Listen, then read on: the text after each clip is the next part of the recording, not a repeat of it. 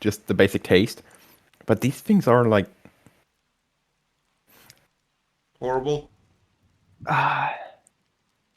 it's just some chili, some like dried tomato. I have no idea what the fuck this is. Amalgamation of different tastes. Going to continue eating it anyway.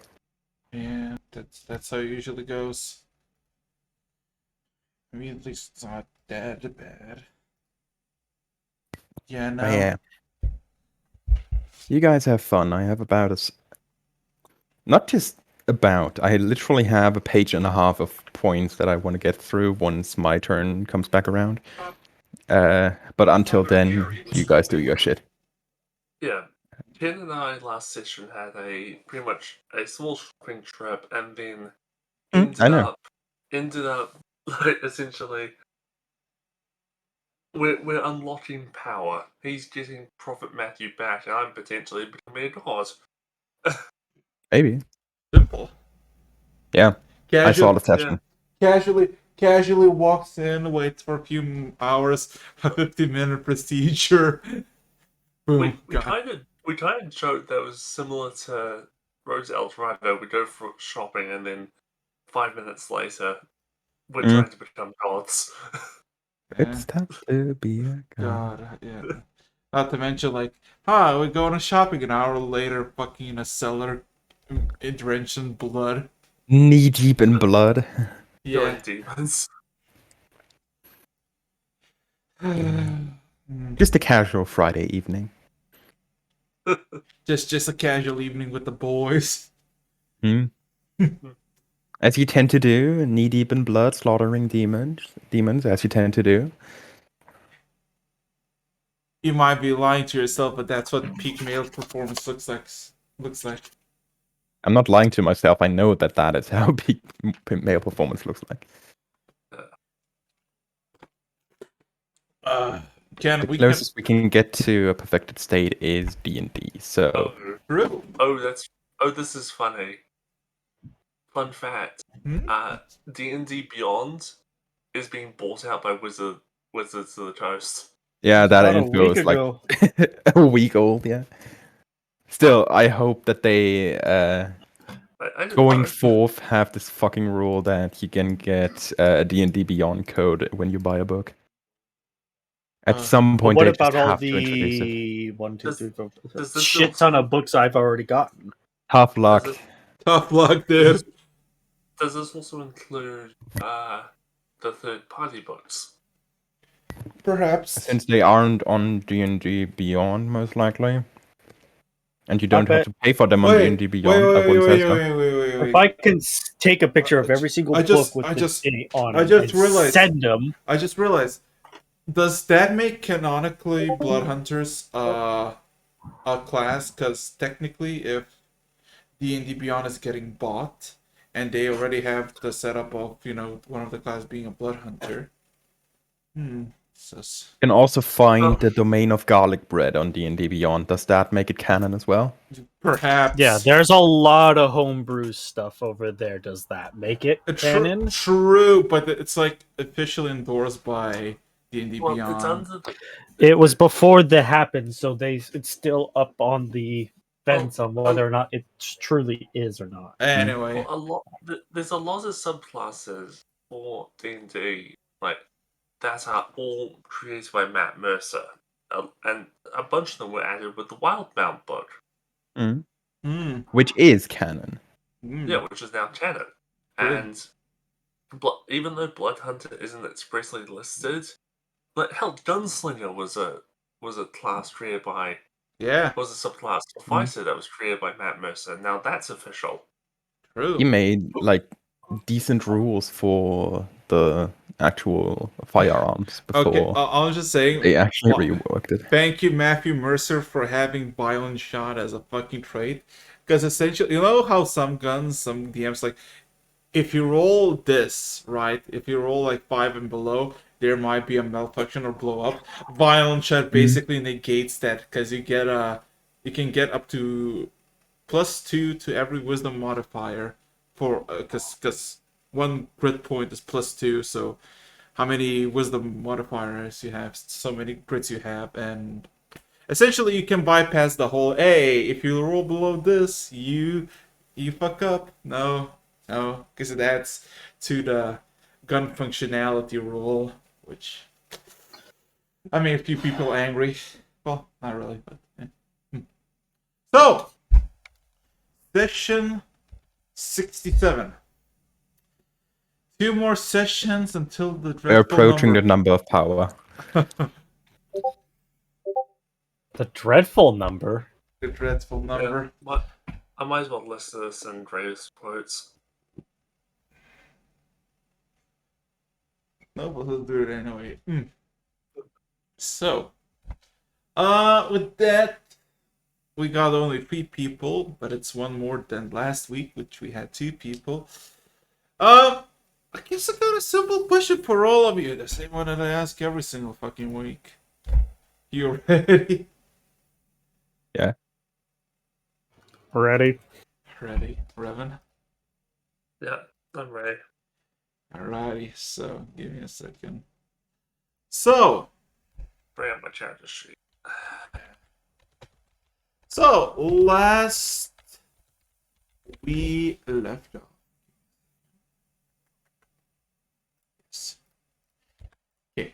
Last we left off, technically Lecter went the earliest out to explore the city of Kala on his own volition, and he had his own story, while Ken and Revan decided to do their own little exploration while people are fixing up the boat and solving the problem of how to get it off the ground and into the ocean again. Yeah, you decided to venture north to basically explore the city, specifically going to the noble market and seeing what you can acquire there. Did a little browsing, got a trinket that apparently belonged to a god of circuitry, and kind of got directions to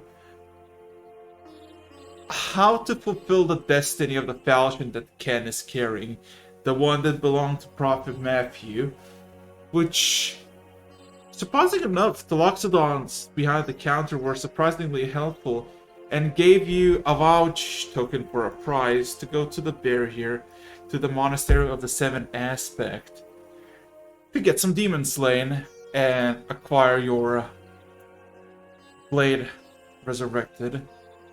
You went to the barrier, and with the help of guides you made to the monastery, which housed the most chill-ass necromancers or demon worshippers, or both, in probably the southern hemisphere.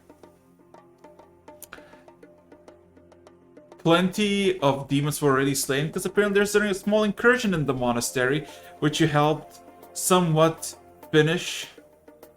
And after killing 5 or 6 at the basement, and the rest 4 very haphazardly and hilarious way by resurrecting the dead demons only to get them killed, you fulfilled the Blade's quota, and then you went to the Monastery of the First Aspect for a resurrection ritual. After some waiting and some discussion with the local worshippers, you're granted audience with a Spear Master Aura, which he took the blade and began the ritual.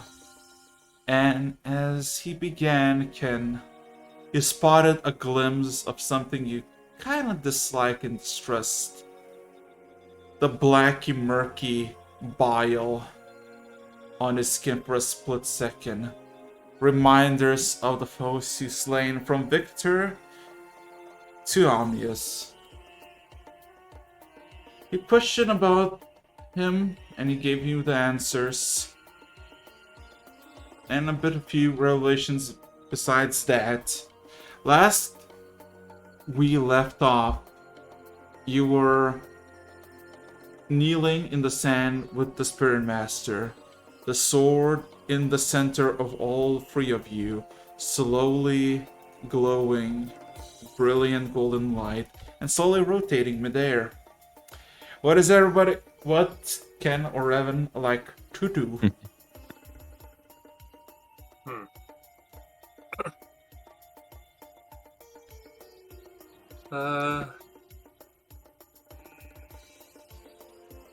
I don't know.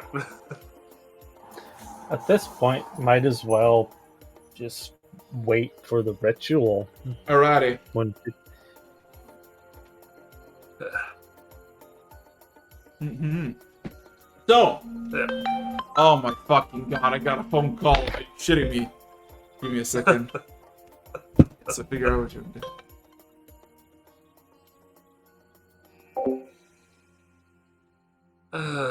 Poetic time, eh?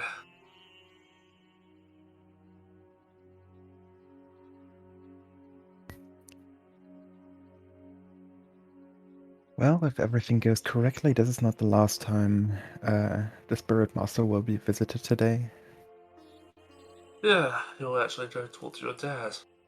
Maybe. At least I hope I will. Oh wait, isn't he the reason the archipelago is the way it is? Mm-hmm. It's one of the things that has to be asked, explained, questioned. Question number 17 out of 25. Okay, it's oddly specific. If you look in pre-session planning, that's my plan for today. No, I didn't. I do actually for a document. It's too tiny to read. That's the point. Don't want to spoil the fun for Araxis. Even open original doesn't help.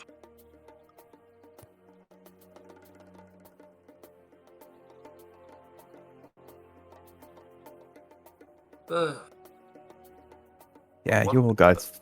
you guys will figure out along the way. One good thing is that the new Morton Canon book is going to be out soon. I've honestly stopped looking into new D&D books. At least for now. It's the one that changes how races work. Again? Well, it's doing a full revamp. Apparently, it lets you fully customize your races in different ways, and also like doing certain things. Like some people were pissed off at certain things, like with the lizard folk, taking away the feature of like being able to make Improvised armored weapons. Yeah, the improvised weapons one. Or like primal weapons, something. Well, lizard folk squad. Natural no, not natural armor.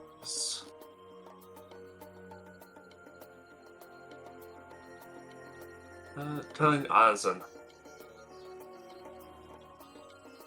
Harvest Something bone like that.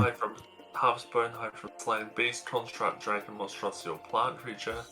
So small or larger to create one of the following items: a shield, club, javelin, or 1d4 darts or blood needles. I mean, let them do whatever. I don't care.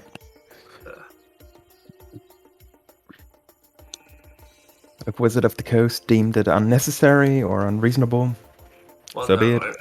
I believe the purpose of what they were detailing was it opens the door to more customization. You can remove that feature, although you don't have to. It's like the customizable origin. Yeah, custom origin shit. Yeah, it's like custom origin combined with more options for altering races. Honestly, whatever. Yeah, and the way they explain it is these are these specific versions of races are from the multiverse.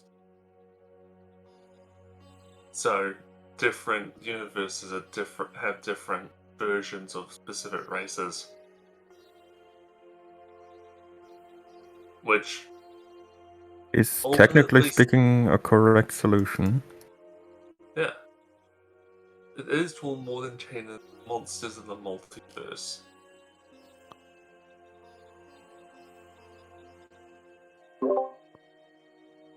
Fuck's sake. Welcome back. Yeah.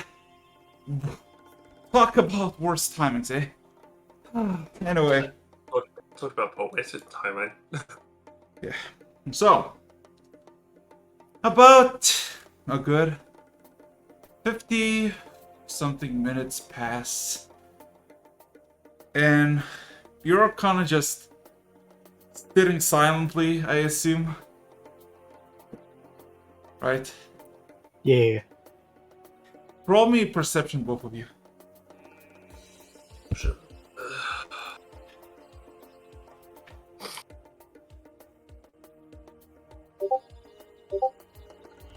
Off to a great start. Hey. Can only get better. Wait, where's Ken? Oh yeah, it can only get better from this. Natural. Why is why is it my first roll of every session has been blatantly shit? Be happy about it. At least you know it starts bad. The treasury And gods are not in my favor. And it gets worse. Yeah, he has advantage on it. Mm-hmm. Go! And he rolled a 1 on the first roll. Yeah. Wait, okay. So, about 10 minutes in camp, you realize something about the Spirit Master. Like, as you were talking, conversing, and then you all grew silent, as any naturally human being, they breathe. Spirit Master Orion, though, not Orion, Aura, stops breathing about 15 minutes in, and his whole body kind of just stays still like a statue. Eyes unflinching, no motion can be seen in his body.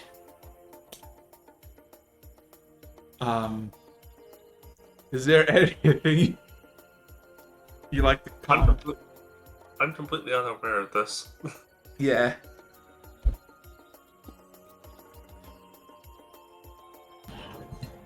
He stopped moving. He stopped moving.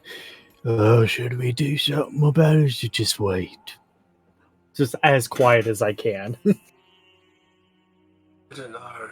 As you whisper, all of a sudden you see his eyes slightly dart towards you, Ken, and towards Revan. I just instantly was like, stop talking and just get back to attention. We didn't say anything. Okay. So yeah, an hour passes, and does anybody know Primordial? I have the ring. I know. Share languages. I love the fact that Ken and Hodar both have the same basically thing. Knows everything. It's like, kind of. Anyway, I do not have primordial. If he starts speaking Celestial, I'd be able to understand them. So an hour short, as time passed, you see the sword begin to shine more and more brighter. At the beginning, it was like, a relatively nice light source, almost like a torch. But at the end of the hour, it almost becomes like a blazing star with an occasional crackle of like electricity. Okay. And as the hour passes, all of a sudden, the Spirit Master stands up, grabs the sword, and yells out with almost like perfect precision. By my divine right as a spirit master, I summon the Matthew back to this mortal plane. Rise and serve your people once more. And then he chucks the blade in front of both of you. If you're staring at this, I would like you to make a con saving throw. Oh crap. At least I've got +4.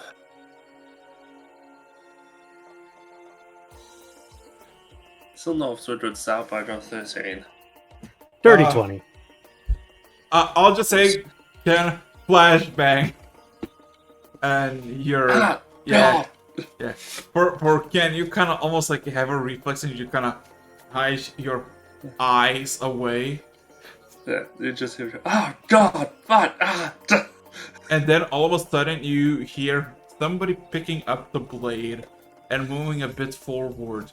Ken, you look back and you see Matthew. A lot younger. Maybe in his late 20s? Oh wow. Like very dark brown hair. A very nice a beard, but not as long as you saw previously. Has these... You almost suspected this like what old school Nordian nobility wore, because you've seen something like this before, but you don't really know. But you feel like this is something like a nobility would wear.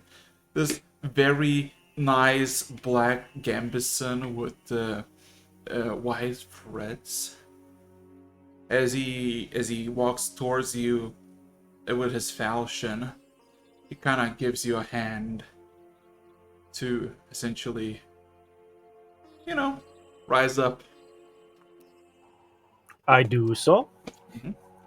I was like staring into the sun for 3 hours. I'm gonna be seeing spots for hours now. He kind of grabs you and kind of shakes your hand firmly and kind of gives you a pat on the back with a nod. I knew you would do this for me.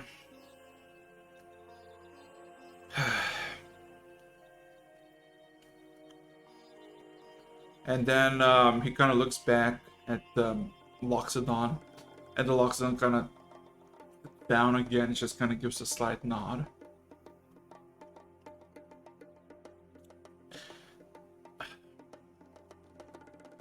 Matthew just kind of looks at you, Kendov, and just kind of says, "We can go. You gotta tell me what Yes. happened." Oh, there's quite a bit happened, I'll tell you that. Start since the dragons, the what's it called, the god of trickery, Well, to be fair, we did win that one. Quite. It was well fought. So he kind of nods, and he kind of walks away, and the Lochnan kind of stands in the, not stands, he sits in basically the same place, and kind of looks at you, Revan. And your eyes like slowly recover. There's like white spots everywhere. You hear the sounds of two people leaving. Composure completely lost. Yeah, no, getting a flashbang to the face is not a fun thing. Yeah, I know. Yes, back to the topic of, are you actually able to unlock the power in this? It's I would like to reiterate, I do not want the ones after this to gain this power. okay. All of a sudden, he raises his hand, and all of a sudden, you feel slightly frozen, and your whiteness in the eyes just kind of subsides ever so slightly, as if the whiteness stares back to its usual self, only for you to witness him.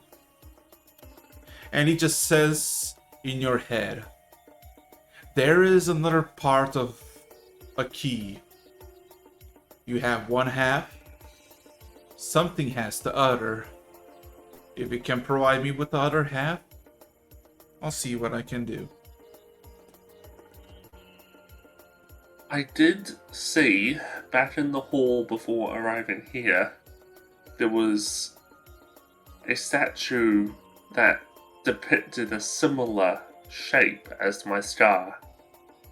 Is that related? Could And where I can potentially find the other key? Could be, or it could be just a coincidence. Given how everything is here, I doubt it's a coincidence. Then, if it's no coincidence at all, somehow, some way, you will stumble upon what you seek. But at this very moment, I cannot help you with anything else. Okay. I'll go see what the resemblance is and see if I can locate where I need to go. Thank you. Yep. And I head off to go find the thing you mentioned last session involving the thing that resembled my scar. Mm-hmm.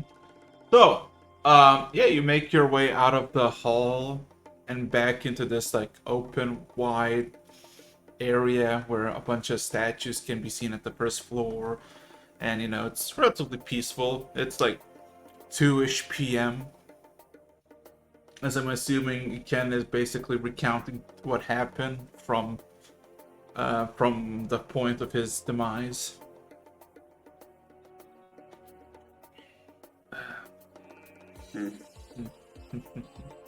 So It's the part where we Definitely. gave, yeah, so Ken, This yeah. is the part where we gave the book to the Black Emperor. He's like, "You did what?" No, Oh no, he's dead now. no, he is listening to that quite, like with a lot of thought as he processes it all. Now, question for Ken though: are you gonna tell of everything?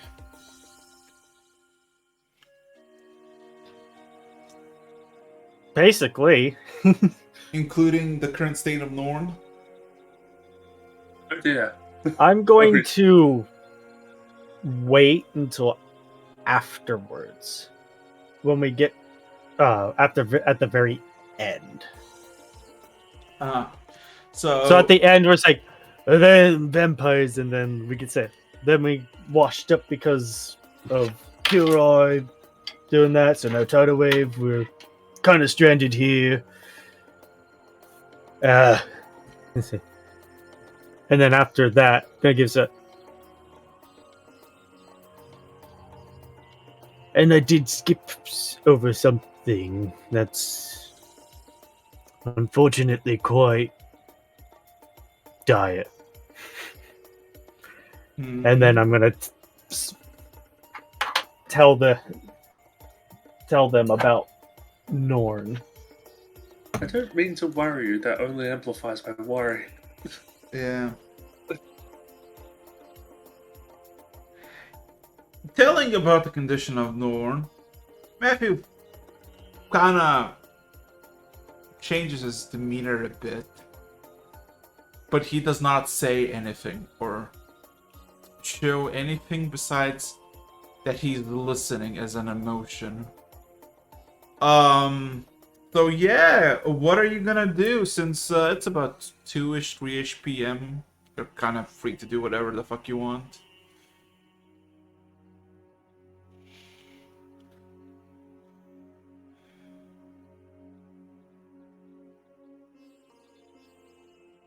I don't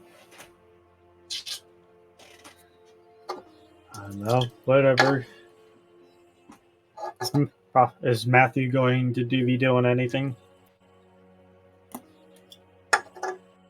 He feels slightly sick, but then again, it doesn't feel too bad. He'd rather just walk for a bit, get his composure back,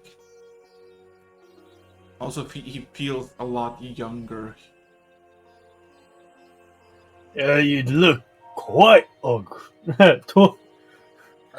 quite younger too. Like, how much? As he kind of like starts looking a bit, and then he kind of spots that when he like shakes his head, there's like dark tips, and then he kind of starts touching his own hair and kind of looks at it. Look at like mid 20s, early 30s. To be completely honest. He goes a bit. He turns back to the hall, the closed doors at least. But he says nothing. He just looks back, takes a deep breath.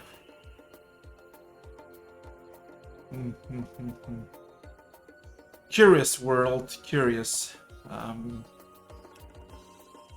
So please, Quite. show me to your ship, because I don't think I have any capacity to do anything besides walking. Maybe running, but I really despise running. You should probably take it easy. You've been going a bit. And I'll just walk him to it. To the ship. Wait for Revan though. Yeah, what is If what he's is coming. yeah? What is Is he- Revan do? Like I said, I was going to that statue, the one Uh-huh. that depicted the what was it, an island that looked Yeah. like the star, Yeah. and then find out where that is. Well, there's no like you're looking at the statue and trying to find a reference to what exactly? Because you're like, there is no name, there's no insignia there. This is like a massive set piece laid in bronze, and this symbol is just one of the islands of like a few dozen. Okay, so it just doesn't. There's no context. No, there's no context. Okay. Oh. Is it possible I could ask someone? Yeah. If you roll an investigation check. Okay.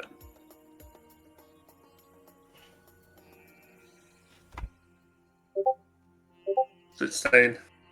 Yeah, just asking out passerbys. A few of them, are busy, but you meet the same Loxodon that you kind of originally talked to when entering this place, and she immediately kind of catches your attention again, seeing that you're now free instead of two. And well, discuss like she looks at what you're looking for, and then she kind of scratches her tusks a bit. Sun moon. It's very vague because this piece has been laid here for almost 2 millennia. Oh. While this is it's like it's double edged. Well, yes, the island probably did not exist or existed, but also there's a meaning. Like every single island has some sort of meaning, philosophical or likewise. I think the crescent, the thing, has something to do of opposites. She kind of waves her hand a bit, but I don't really remember. Like, believe me, when you have a bunch, Spirit Master's here. He exists. He's, of course, the leader of our people. But there's also a lot of vagueness in some parts. Like, this is a primary set piece.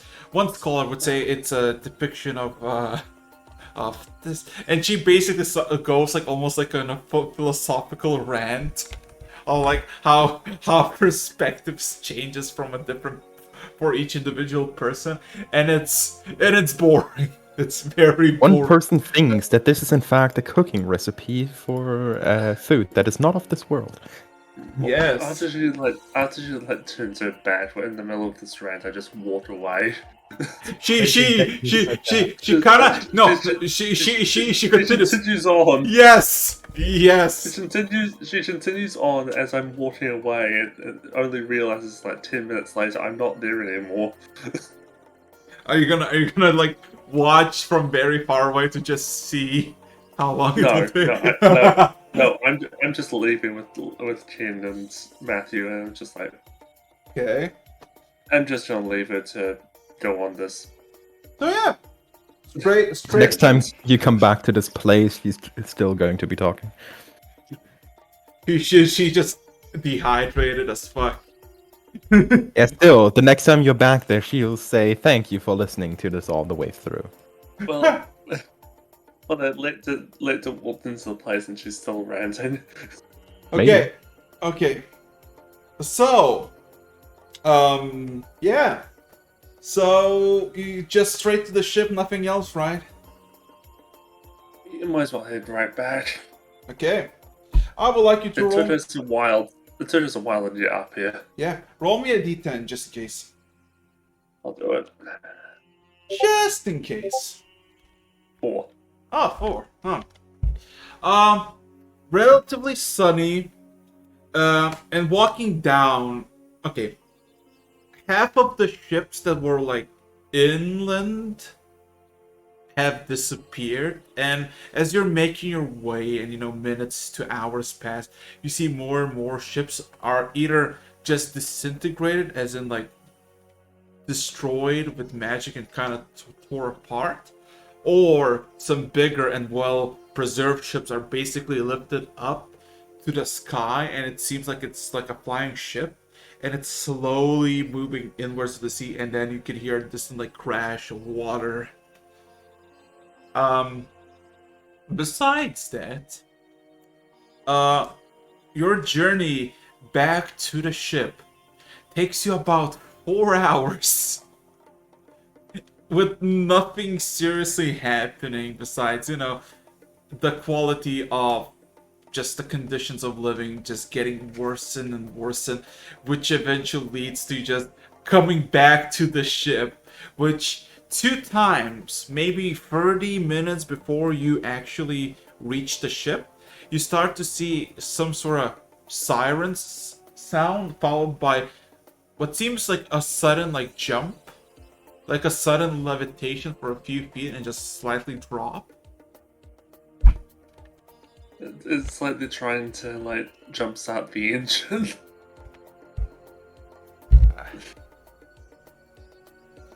Or starting a lawnmower. So yeah, but yeah, about 7 p.m. You make it back to the ship. The first things you see is the side is decked out in similar plates as your APU, aerial personnel unit. So yeah, you see a bunch of these darkish discs with blue outlines placed everywhere, and seems to be these black lines going into the ship. Yeah. And how are you gonna reach up? It's quite a bit of going down is one thing, going up though. Let's see, what did I... Oh good, I still have it prepared, I still got slots. I cast polymorph into a rock, and as in the bird, and just pick both of them up. A rock, okay. You manifest into a rock and destroy 2 still standing buildings with your giant wings. As you take one giant swoop and you make it to the... Oh wait, it's not Gentleman? Do you know what a rock is? I didn't think they were gargantuan. The last time I encountered one in a campaign, it was large. Actually, I don't like. Sorry. I thought that. Wait, can I go size gargantuan or no? Dice reference in Dice Roller. And also, I need to double check it's. Oh, Yeah. I can. Challenge Ray is high enough. It's low enough for me to actually use it. Yeah, look how big a rock is compared to 2 people. It can shish in dice roll. It can Okay. Then sorry. Giant eagle then. Yeah, Giant eagle, not rock. Yeah, fine. Yeah, it takes you 1 spell, and if you just half a minute later, you're all 3 on board. Few people all of a sudden, panic because they just see a giant fucking eagle show, and I guess when you land, you transform back. Yeah.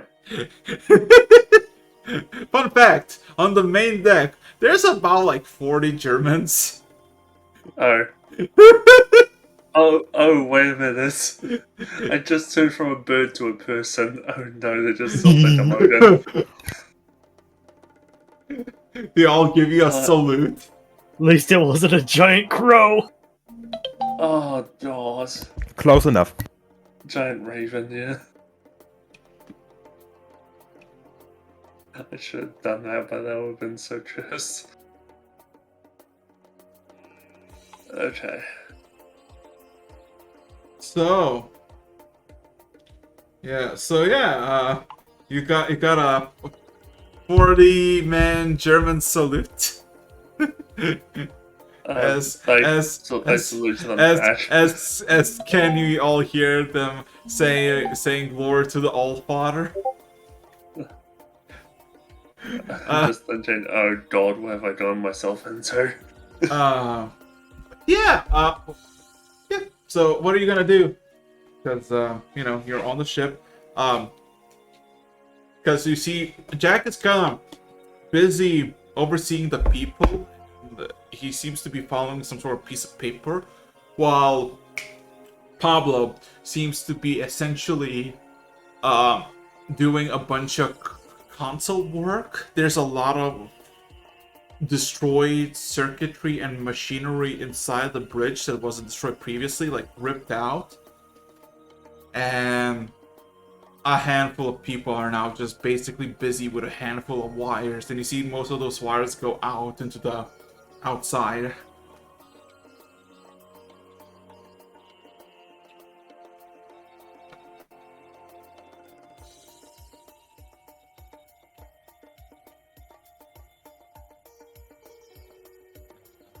I assume we're waiting for Lecter then.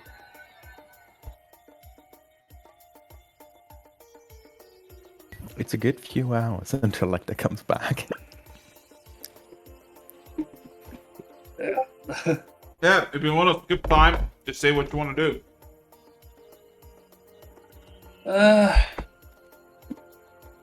I'm just going to head down and, well, spend some time with Alistair and, of course, start cooking dinner. Animal handling! Followed by a group of roughly 50 Germans. Right. I am going to see if the scientists need my help with anything 21! boat related. 3-1 for my animal handling. Okay. They give you a piece of paper, and what you see is almost like a perfect picturesque view of the side of the ship. And essentially, they're telling you to essentially make sure that all these platforms, like these circular discs, are in this fashion. And yeah, essentially, you do simple menial tasks because all the majority heavy lifting has been done already. All needs to be done is essentially make sure everything works exactly as it should and doesn't blow up, and burn the ship down. So yeah, hours passed. You all both with passive perception see that there are now mice on the ship.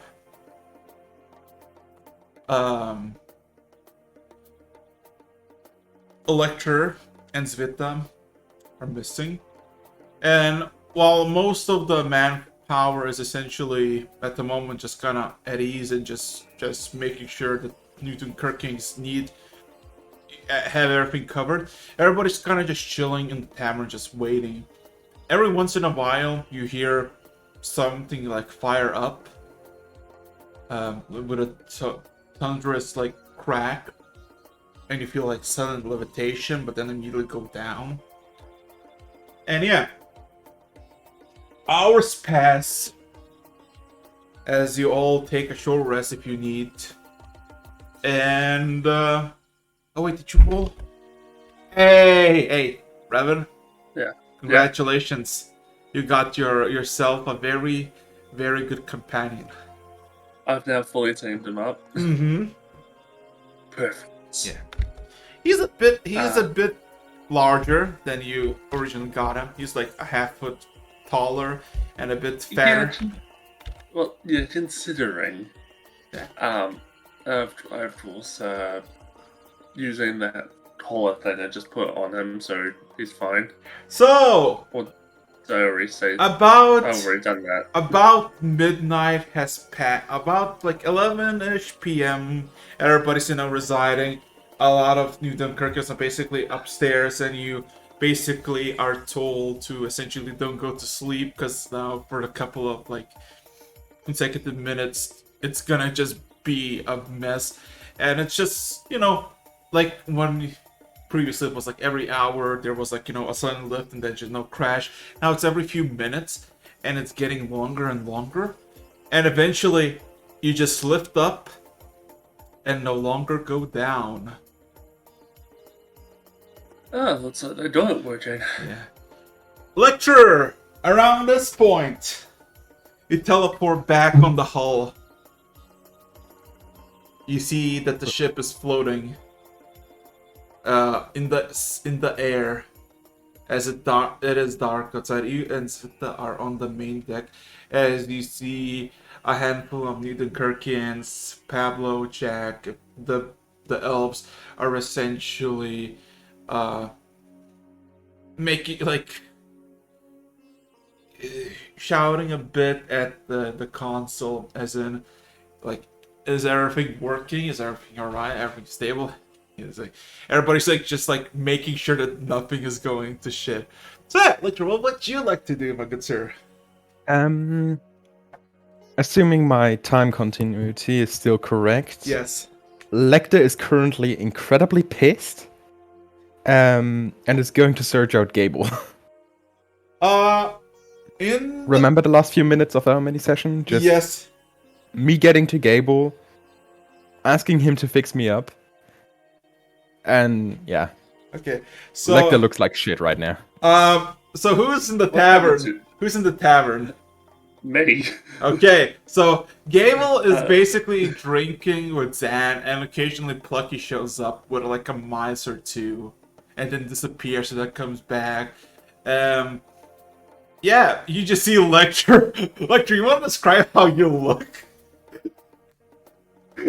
Forever. Generally speaking, well, my uniform still has shape, but because like it looks like I spend roughly half a day just walking and wandering through jungle.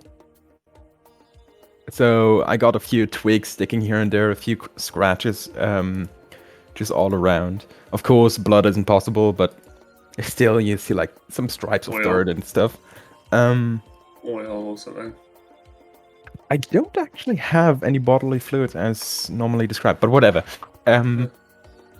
And like I realized, oh shit! I looked like I just spent the entire last day in the middle of the wilderness, like more or less up to my calves. I have just like dirt sticking into my boots, and Lecter looks like his expression would be equal to that of a person who hasn't slept in 4 days. I look at where you're looking, realize who you're looking at, it's like, oh, Gable. I'm moving away from him. Yeah, Deep sliding away. yeah. So yeah, Lecter, how you want to proceed? Standing in the room, like slightly hunched over. In that area, I just stand there, fix myself up as far as possible, like pick off a few branches and twigs that I just still have stuck to myself. You just all of a sudden feel Xana's touch on your back as she wipes up like what seems to be like a few pounds of dirt. It feels like it. Touches it and there's a whole clump of it in flowers. Yeah. Just standing in the cloud of dust. And after rudimentarily fixing up, I'll enter the room and walk to the table where Gable and the others are sitting. Yeah, he's by the bar. Yeah, I mean, yeah, he's mid-shot, he drinks it, he looks immediately, like, because of his peripheral vision, and sees you, looks at you.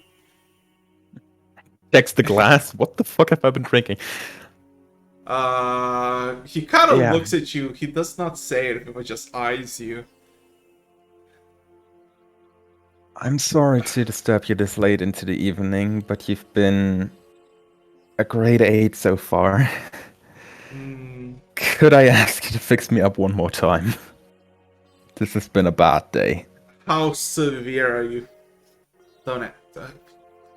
He kind of shuts himself up, and then he kind of looks through the pouches. I mean, it's not exactly a problem for me because you essentially gave me a lot of regions for this, and yeah, he grabs like a tiny little diamond, and yeah, he touches you. Feels like I'm reborn. Yeah. Yeah, and all of a sudden you just hear this crackle, and you in your chest, and you all of a sudden just exhale steam for a split second. You feel if a robot could feel rejuvenated, you are that robot at this very moment. Just straightening up. I have to say, I'm a bit out of touch here. Even though I own the ship. Do you pay for drinks here? Xana's like, no. These Dunkirk, or whatever they called, they provide everything. I asked for honey, they provide honey, clean water. Just don't burn the thing down. We just got the thing set up. I'm actually loving. I just the put a kitchen. few. I'm actually loving the kitchen they put in here. It's a lot better than most of the ones I've been in. Yeah. Mind you, most of those ones have been in during assassination targets, but okay. Please don't cook poison in this. We still need this. Quickly checking something. There we go. I won't. And Much. what's that supposed to mean? Anyway, Oh my god. while sitting there, I just put my head down for a second, like just leaning forwards. Well, can pay you for your drink, but act as if I did. I put 10 gold pieces on the table and slide them over to him. It kind of slides the gold pieces back. You killed Dad's Ator. I think we're gonna be even for a long time. You say so. Besides, I got a lot of diamonds in a bucket. Yeah, we still have a few of those. Just don't let Plutchy near that budget, because he'll probably steal as many as he can. Oh, believe me, if he knew the kind of stuff I had, he would try to steal a lot of it. He's been trying to prank me, but has been failing miserably for the past, few hours. Heh. Okay, yeah. Yeah, in that sense, I'll take the gold coins back again, like checking one more time to him, like hand on the coins, looking up at him, waiting for verification, and then just taking the coins back. Well, things might need to change soon. I mean, the ship has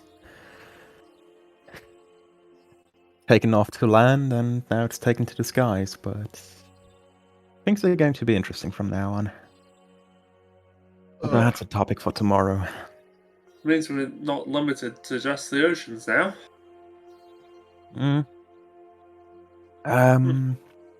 Zan, Yeah? I know I shouldn't be able to, but I've made experiences with poison before. Could you slide me one of your drink? He looks hurt. Emotionally hurt. And then he slides you a drink. And it's white, viscous, and sounds, yeah.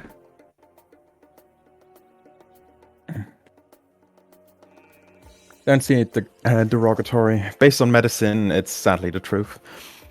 Still, in that sense, for the kind of poison you make, the best one, you're the best in the field. And it seems like your project has been quite successful with the rest of the crew. I mean, let's be honest, I provide the most quality brew available.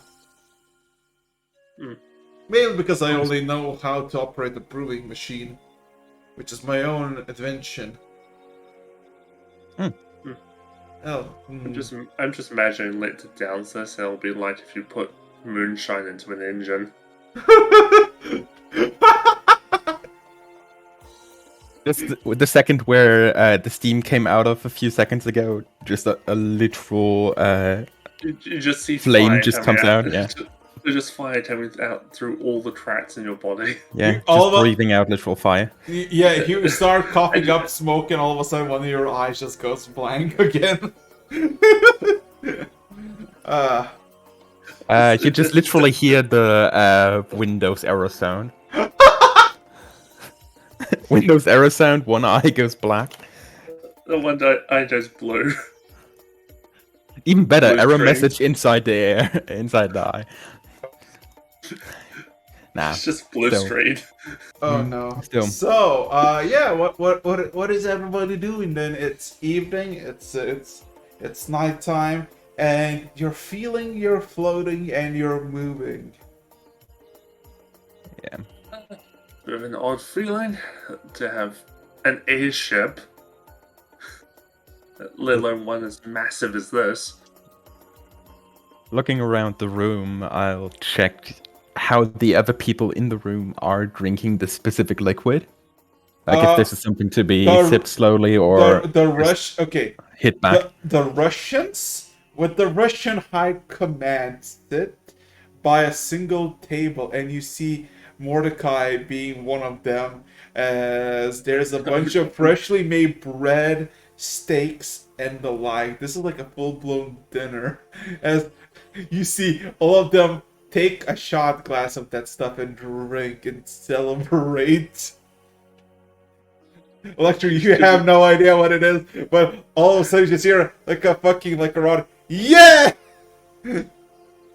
Okay, this is like vodka times 20. Put a 0 behind that. Times 200.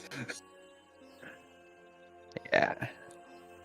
Still, just looking over to Zan, raising the glass, and then just taking it. Yeah. Take Con it. save? No. You just, I don't know, it feels something.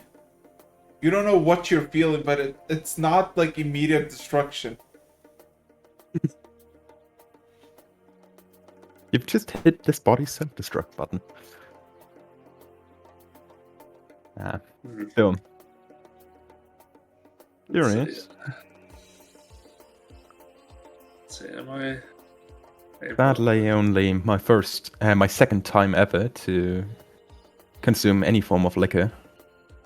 No, third time actually. I have to say, among those, this is the best one.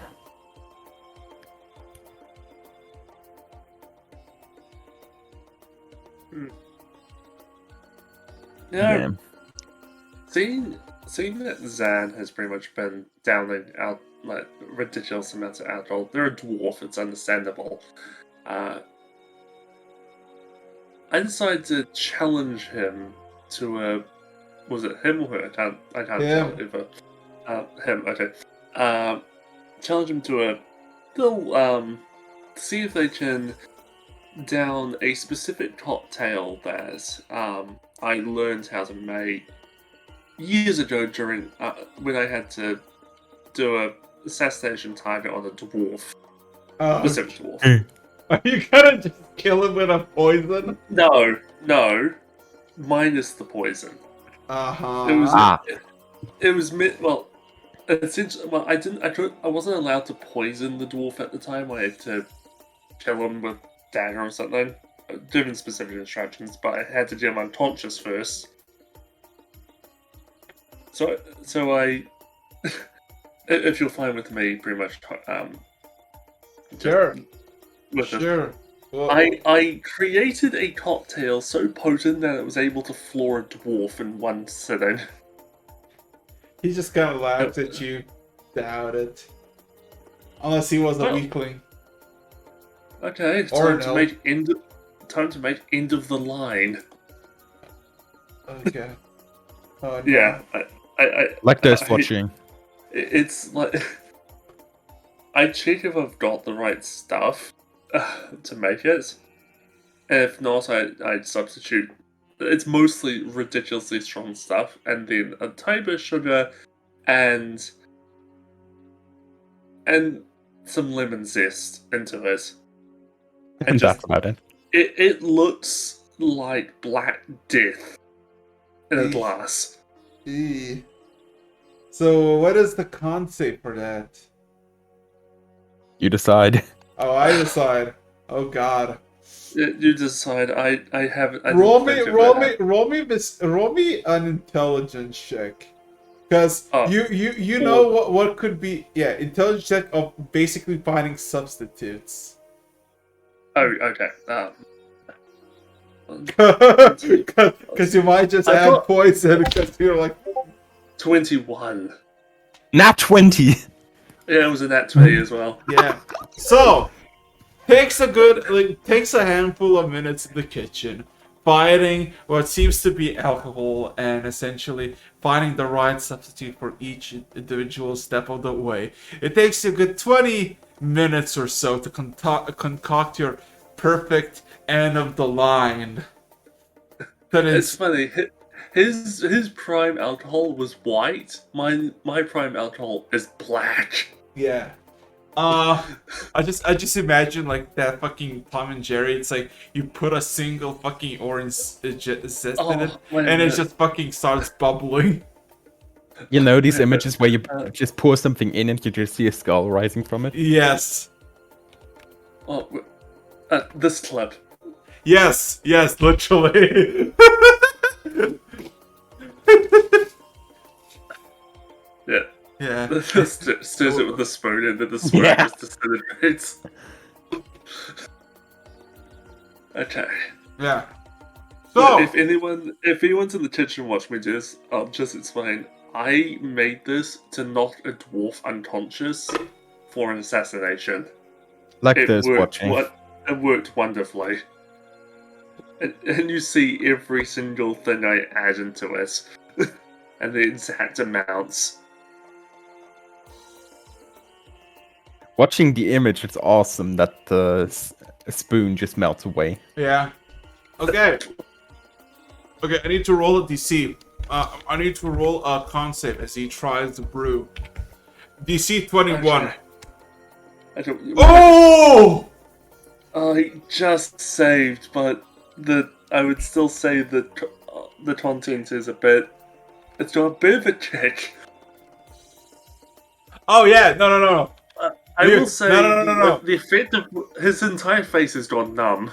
No. Let me just tell you something.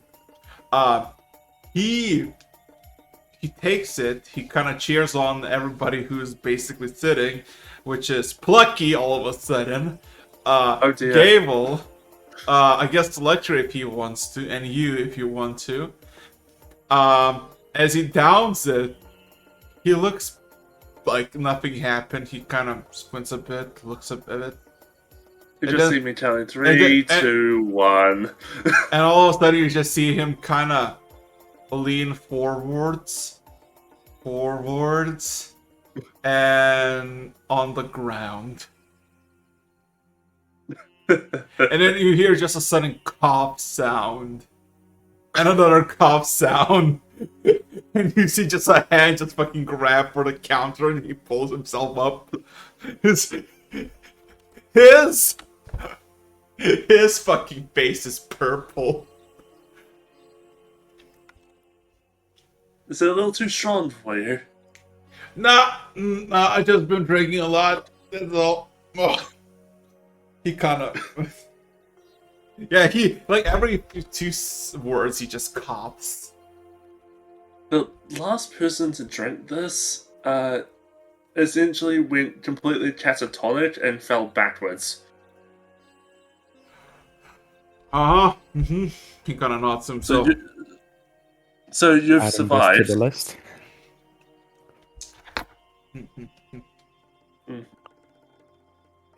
Yeah.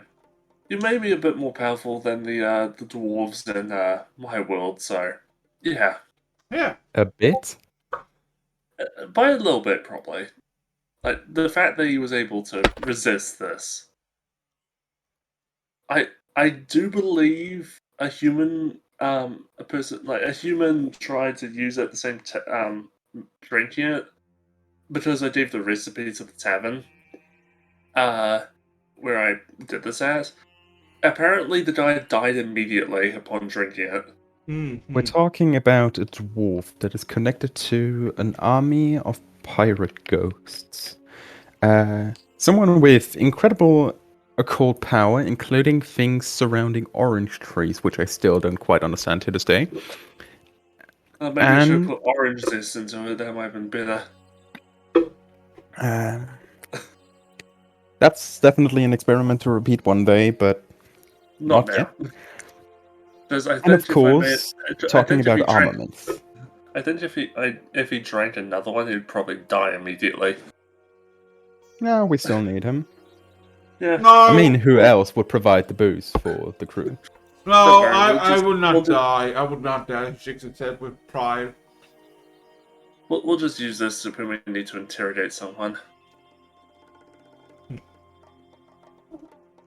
As a form of intimidation, persuasion, or torture? Seduction. All of the above. Option 4. Okay. So yeah, all of the above. what is Ken doing?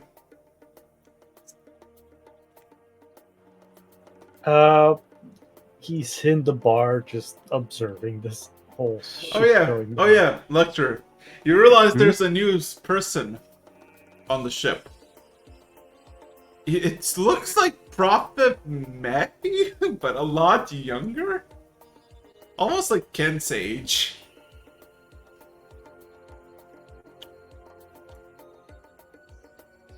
As he kindly just quietly having like a dinner of sorts. And just kind of looking at everybody else.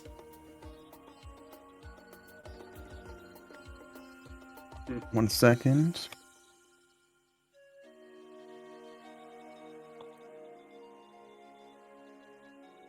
Quickly writing something down.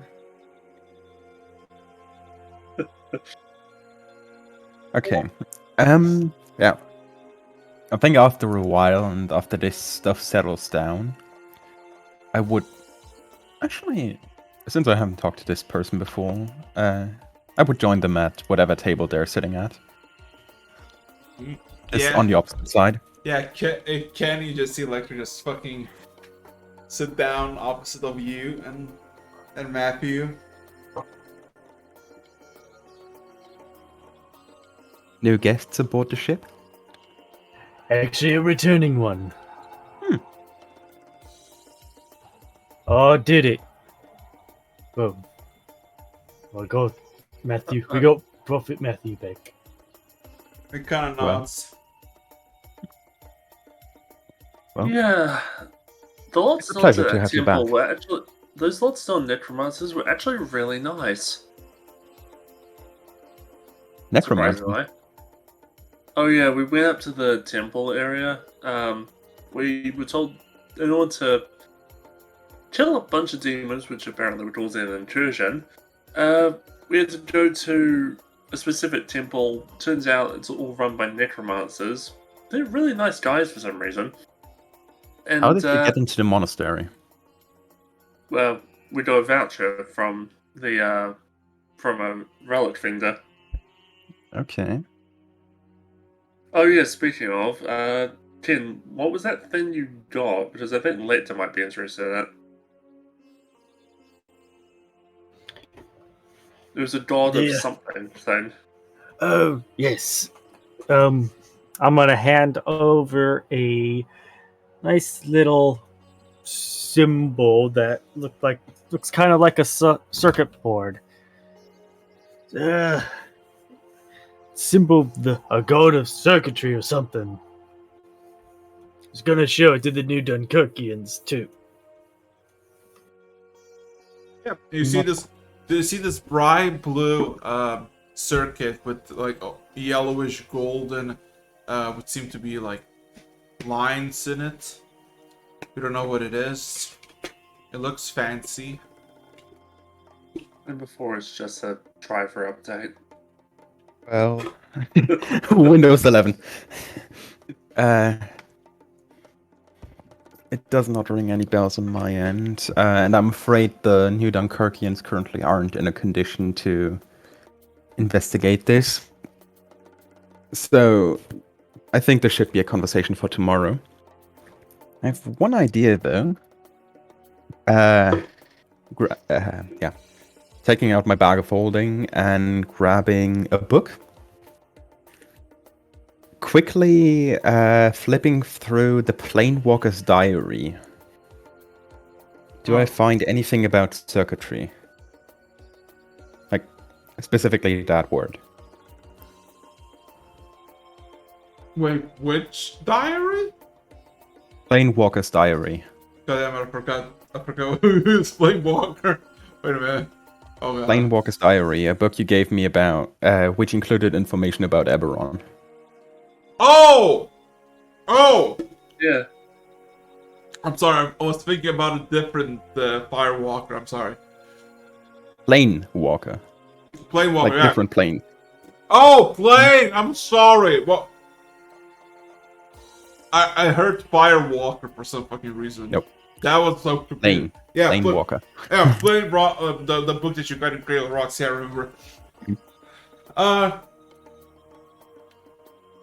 Yeah, you scan the book, and yeah, you find a word circuitry being used in the constructs section about the constructs. They originally hail from Eberron, and essentially the construct word is used as described as humanoids need organs to survive, the construct needs circuits to survive. And essentially gives like almost like a very basic of like specific circuits need to basically function for specific things, and gives like a bunch of examples from like muscles, which for us is, you know, muscles or legs or arms. For them it's just a one circuit type, for the heart is another, for the brain and the eyes another, and essentially gives a handful of examples. And it mostly describes circuit as magically infused metal shard with specific commands and objectives. It's very Deity of metallic slaves. Ah. Interesting, though. It sounds like a relatively small realm to command as a deity.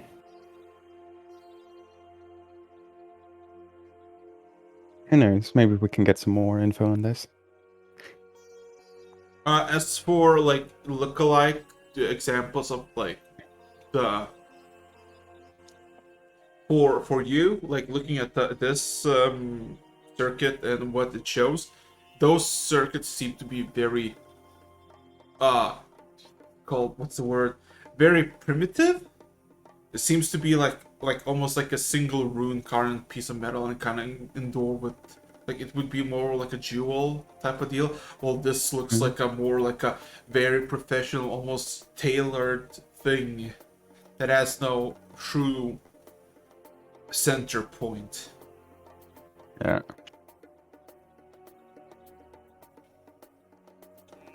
Huh. Yeah. Yeah, I think this is going to be a conversation for tomorrow. Yeah, I'll leave the New Dunkirkians for their stuff to do that stuff until tomorrow. As for you, turning back to Matthew, it's nice to have you back aboard. Stay here for as long as you like. If the people of Norn wish you to return, of course, do whenever you want. I'm afraid, though, it's going to be quite a while until we set course into that direction again. I'll find a way back, but I'm also not in much of a rush. Do as you like. There's a bit of anger in his voice, as if like he remembers something, and he kind of stares beyond you, Lecter, and his frown becomes more and more afflicted by anger. If there's anything on your mind we can help with, just tell us. The ship is a collective. If No. necessary, we help each other. No. It's not about the ship, it's about the island. The one we're currently on, or a different one? Norn. Looking at Ken, did you tell him? I did. Yeah. I the- can understand that rage or The- frustration. The professor will have its head decapitated for that. Poor Icarus.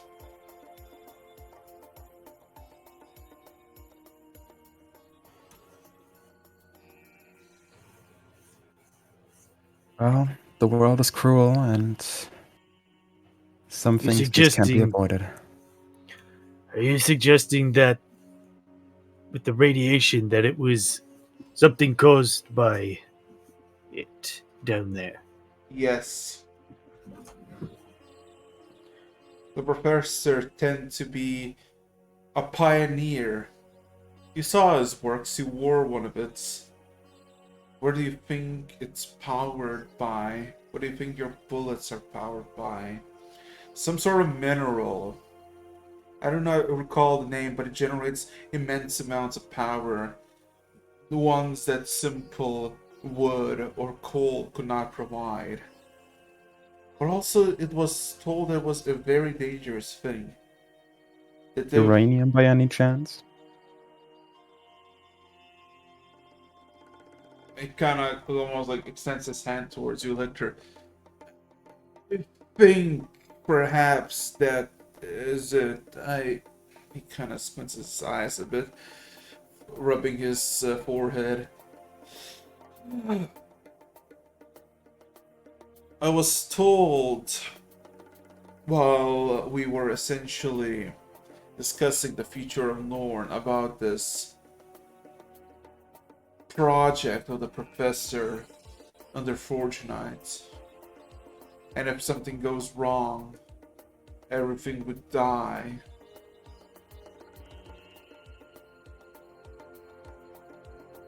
And I assume the fallen city did not make things easier.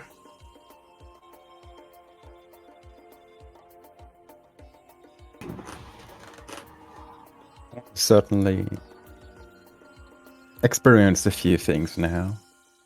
The kingdom itself still stands, but not as an island anymore, not in the city of Fortunite or Gravitas. It's moved over to the central continent. Yes, I know. Soon I will make my way there, but until then I'm staying here. I need to recover my strength. Do as you wish. Perhaps talk to the New Dunkirkians. They seem to be very familiar with that kind of technology that we were just starting to tap in. Maybe they have a way to stop whatever it is doing what it's doing down there. In my lifetime, I witnessed many miracles of technological progress. Large machines of metal that moved on their own. But something like this... He kind of looks over, just the sensational floating. This is something like magic, ironically enough. I will converse with these New Dunkirkians, but at the moment it seems like they're very busy with this, and I will not disturb them. Yeah. From what I understand from my interactions with them, they're from a world that is far more advanced than ours, and when they arrived here, apparently did not understand magic very well. Until it took multiple tries to explain it to them. On your... you haven't been there when it happened, Ravan, but it has been the same for Ken, Matthew, and the entirety of Norn. Oh, really? Yes. Yes, mind you. Also for the people that we rescued from that battlefield. Although they now think I'm a god, apparently, which may be good or bad depending on the context. Well, it depends on how you will lead them. The cheap. So what was the cheap calling me? Because I still haven't got a translation then for them. Your father.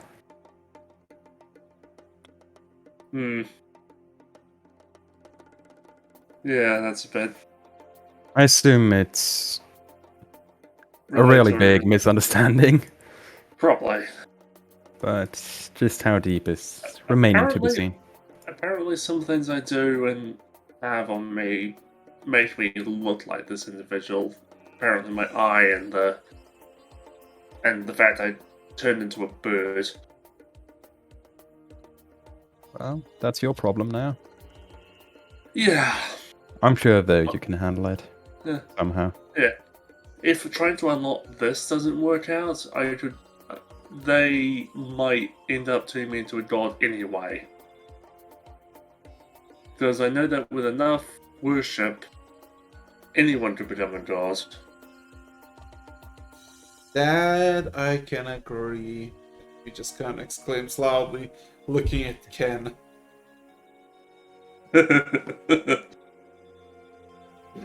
No, I nod.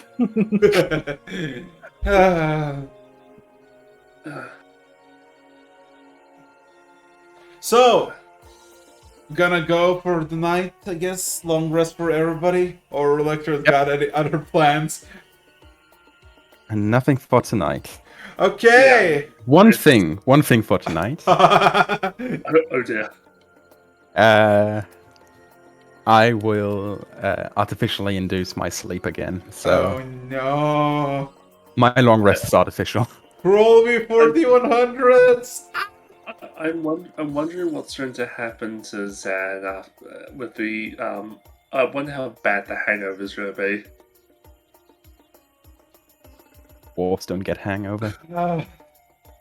Well, considering how he looked after drinking the end of the line cocktail, I think this will be one of the rare times he does have a hangover. Maybe. Oh god, lecture. Hmm? Okay, Oh, dear. we gotta have a little thing, but Ken, Revan, Ken. Yeah. Are you Ken? Is it I'm here. Revan Ken? Yeah. So, what are you gonna do for the unit? Cause Ken, every once in a while, you see a tail in the hallway, in between the doors. You always tend to spot it, and you know whose tail belongs it to.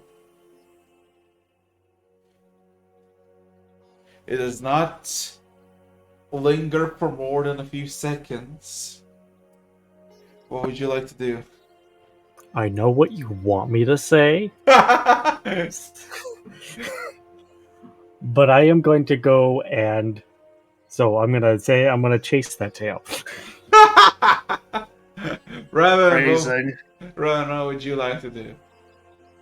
Well, I was going to go to my dwarves and have a long rest, but Okay. before I do that, I'm going to check for any pranks that Bloody may have left. Oh my god. Okay. I have you to, got, because you he's got, made me paranoid. you have, you don't need even to roll anything. As you go back to your place, you see that there's like footsteps on your bed that are present, like tiny footsteps, and you know really who it belongs to. What did they do to my bed? And you see a bunch of fucking eggs.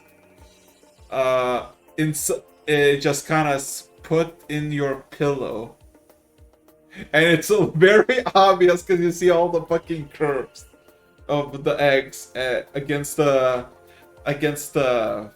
cloth.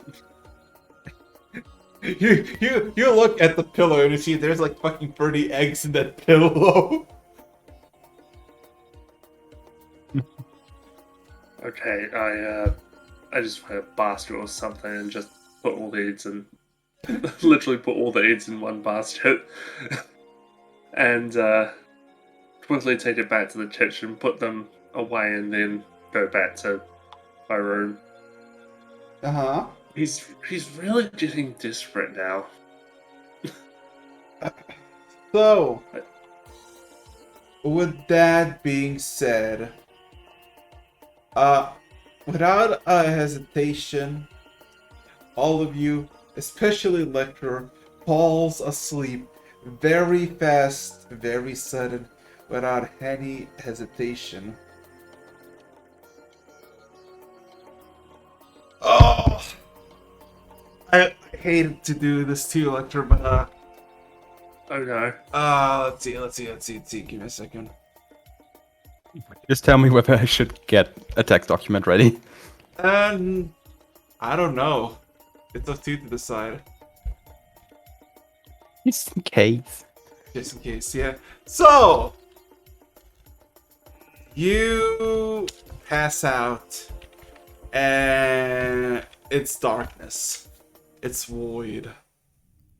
And then a sudden thrumming sound echoes in the back of your skull. You feel a cold air blowing. You feel your fingertips reaching in just water, and your limp arm just slowly dragging it while you're being moved away somewhere with a boat. You cannot breathe. You cannot move. Any twitch you do, your muscles feel like burning irons. The only thing you can do is look around, and even that is painful enough. I would like you to roll me a perception check.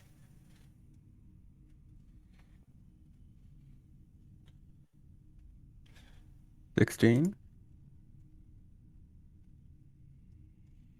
Your vision is blurry and your eyesight is bloody. Your heartbeat is the only thing that essentially moves your body in any place, and with each heartbeat, a pulse of pain echoes through your body. As you slightly focus up your eyes, you see you're in some sort of rowboat. Not very massive, maybe 15 feet across.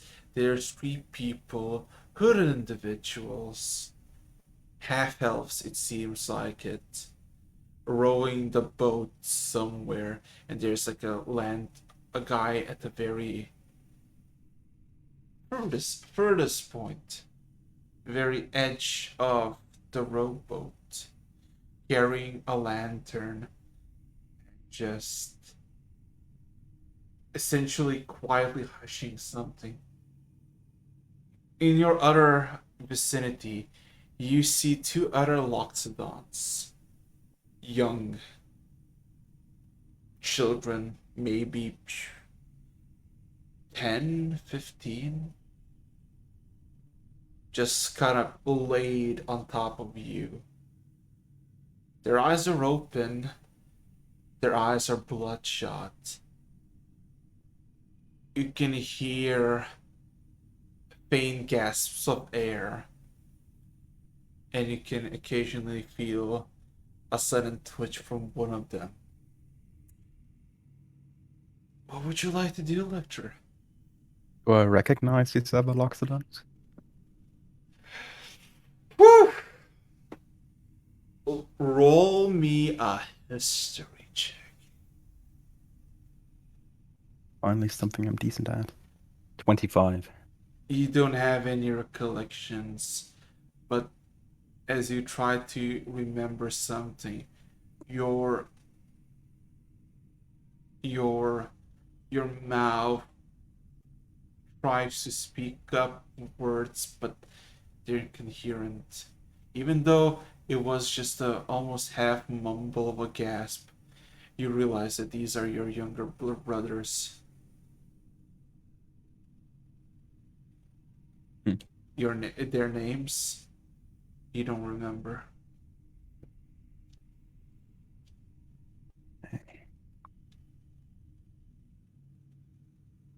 I'm more or less in the dark right now. Using the lantern that the person in the front is like holding, is it possible to see where we're headed? It seems that you're going somewhere. A larger ship. By any chance, does it carry like emblem colors? Like, for example, the Yes. colors of the Plasma Seas. No emblems, but the colors are very easily recognizable. The first thing that you essentially see as the rowboat gets closer is a sudden teleportation. Before you stands a familiar face, not for the Loxodon, but for a Lecter. You look upon Xana looking at you. Her eyes look with a bit of pity. Before all of a sudden raising her hand, and all of a sudden you're starting to float. Um, as they start to speak, but your ears are burning. The only receptor that you have that is truly still present is your eyes. I would like you to make me one Constitution saving throw, DC 18. Roll me with a D12 modifier. The 12 modifier. Dirty 20. Okay. Getting pulled out, you feel as if your entire stomach, your entire organs, almost like gush, liquidates, and goes downwards. The pain is immense, and you're on the verge of passing out again. But before you do, you see the hooded figure with the lantern says something, and then you see Xana turn slide to him and kind of say something else. And with their final glimpses, you see the man the with the lantern turn around and speak with Xana, and you realize something. That man is Jack. And with that, you feel the sensation of coughing up blood. But as soon as you start to have a coughing fit, you are back on your bed, slightly coughing up. You immediately smell a sensation of blood from your dream, and you see there's a lot of this mucus on your face. Okay. What would you like to do? Let's see. Just finishing this off, trying to get presentable again. This sounds weird. But just okay. I have a few spells to cast tomorrow. Oh no, it is morning. It is tomorrow. Yeah, it is tomorrow. You have a long rest as you all take an 8-hour rest, and you wake up somewhere around at 8:30 a.m. You can hear the ambience as of different notion, creaking of what seem to be wood and metal occasionally, as there is this slight sway to the left and to the right. Looking through your windows, which are basically, the translucent if you want to see outside, you can see that you're above water, maybe 30, 40 feet from it. You're away from the land, a few 100 feet away. And, yeah. What does anybody like to do? Well, my What list is happened long with the for today. tail? You found the tail, and tail found you wanting, and and essentially, Okay. you wake up in your bed with the familiar sight.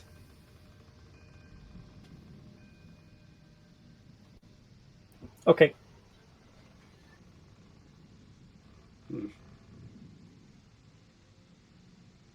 Well,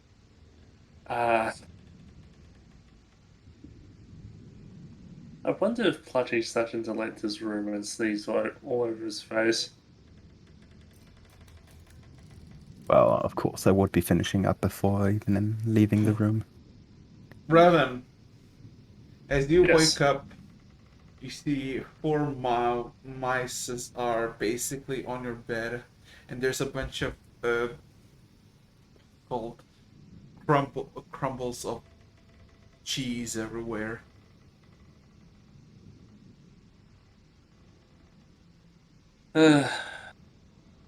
I know he's trying to get a reaction out of me, but he's not going to do that, which is going to make things even bitter. Like,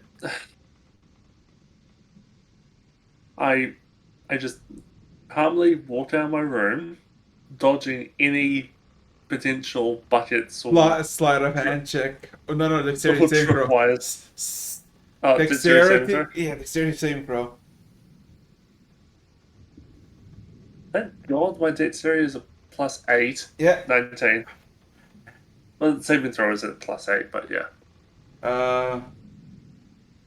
There's a The very, 19. as you open up the door, you almost immediately remember, wait, Plucky, and you look and you see a tripwire. The tripwire belongs to a very elaborate mechanism that seems to have been torn off halfway through. So either Plucky decided it's too boring and took it away, or somebody took it away before it was set up or set off. Mm. The only remnants of the plan was the the very thin line that's supposed to activate something. Well, I, of course, completely undo all the stuff that he had done, shove it into a ball, and then next time I see him, I just throw it at him. Okay. I just throw the ball of wire and bits. It's like, here's your tripwire back. Mm, mm, mm, mm. And then I grab Alistair and send him into my room and just have him eat all the mice. Oh my god. Okay. You Wow. could have said eat the cheese. No, you said eat the mice. Yeah. I mean, the mice. And, Good choice. Yeah. unless those are lab mice, then that's a problem. Okay. So. Yeah. So some consuming of rats later. What is everybody doing? As You see, they were mice, not rats. no, I said mice. Yeah. Oh, mice, rats. I know. Yeah. Yeah. So yeah, what is everybody doing? I would be, after getting up, trying to get myself anywhere near Pablo. Pablo seems to he's on the bridge, but he seems to be just essentially had the chair that he was sitting on, but he seems to have some more extension that it almost is like a bed, and he's just kind of sleeping. He has like a handful of like papers that still has some runny ink on them, and he's kind of just put them on his face, and you hear a slight snoring sound. Improvise, adapt, overcome. Perfect. Yeah. Perfect. I wouldn't wake him up, but I would be waiting, more or less standing directly next to him, until he wakes up himself. Okay. I'll probably scare the crap out of him doing so. Uh. That's his problem, honestly. Okay. So yeah. And a few minutes later, Jack arrives on the deck, and he seems to have like a bowl of rice with a bunch of meat on it. And he kind of opens the door, and kind of puts a bowl next to Paul, who's now waking up. Looks at you, gives a nod to you, Electra, and just kind of eats his own bowl.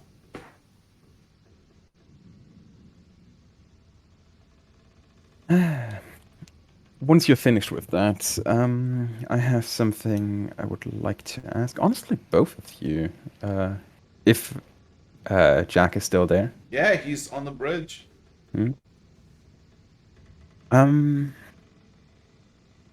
I've been realizing something, and I wanted to ask whether you guys could help me with this. Pablo's like kind of waking up, yawning, but he immediately grabs the bowl, examines it for a bit, its contents, and starts just digging in, and kind of like nods. A handful of minutes later, the bowls are empty. Pablo finishes first because he seems a lot more hungry, and he kind of looks at you like with a nod. Yeah. The topic is the ship's crew. I have to sadly realize now that I've more or less lost track of who exactly is aboard the ship right now. Because we simply got too many people. I'm not complaining about too many people being here, but I'm having a problem with the fact that I do not know of this, of the people. So I want to ask whether you guys know the most efficient way to account. A simple head count would do. Of course. Then again, wait, Pablo like almost like snaps his fingers and then starts looking for the papers. And then he grabs a single piece of paper, and you see there's a handful of numbers. And I forgot, was it 114 Germans and then 35? Let me double check. I You- think I noted it down. I think 114 or 140 something. I think What did I 114. know? I did not note it down. I should have.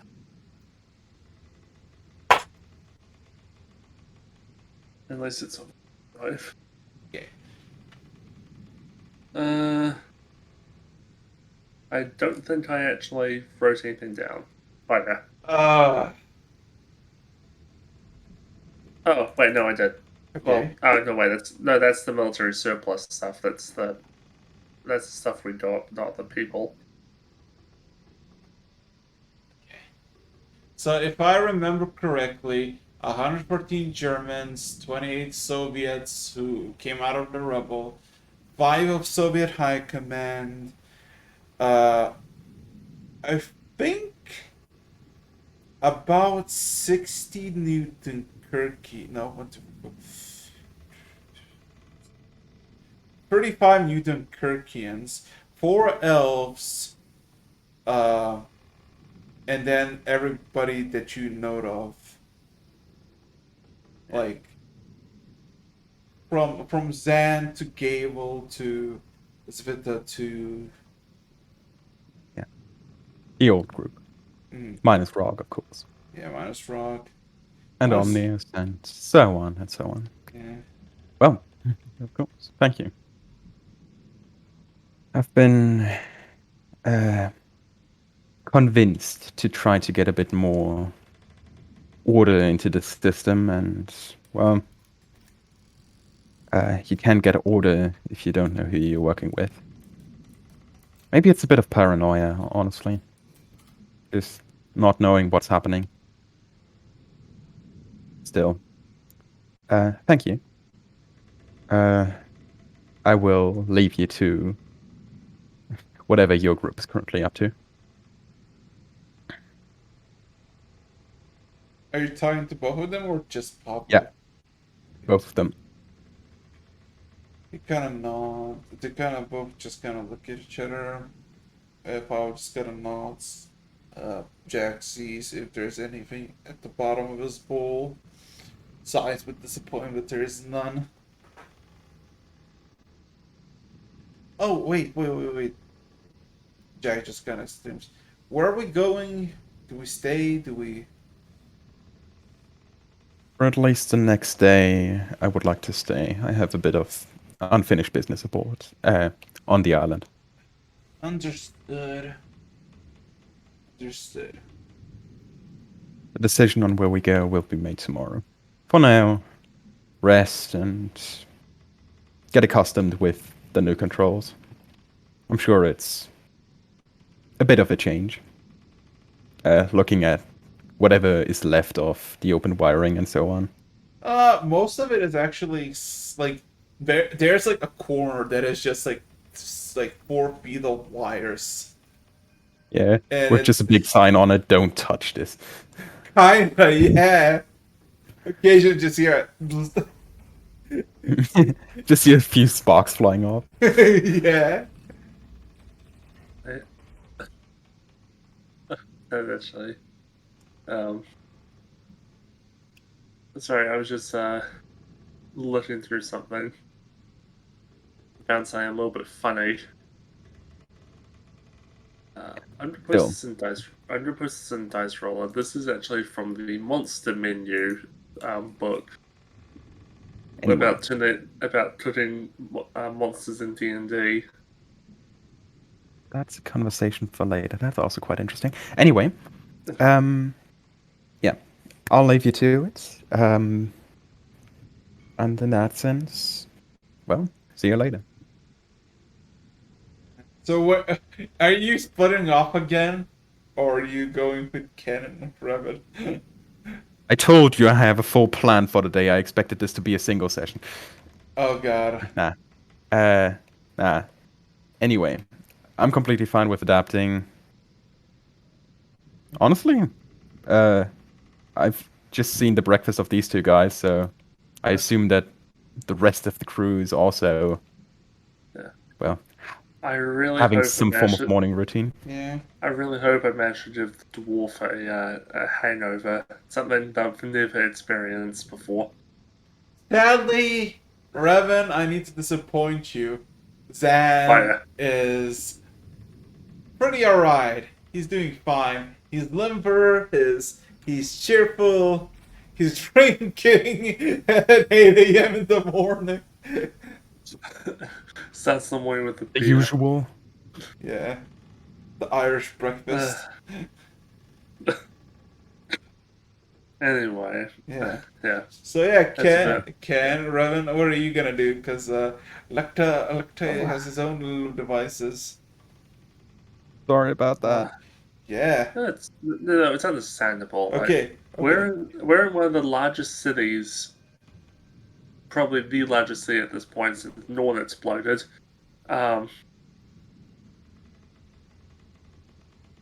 Yeah, so might as well do a lot of stuff. Me and Ken checked out the high-end market last session. You wanted to. Well, we did for a bit. We actually went to a couple shops and then went off to the temple to do stuff.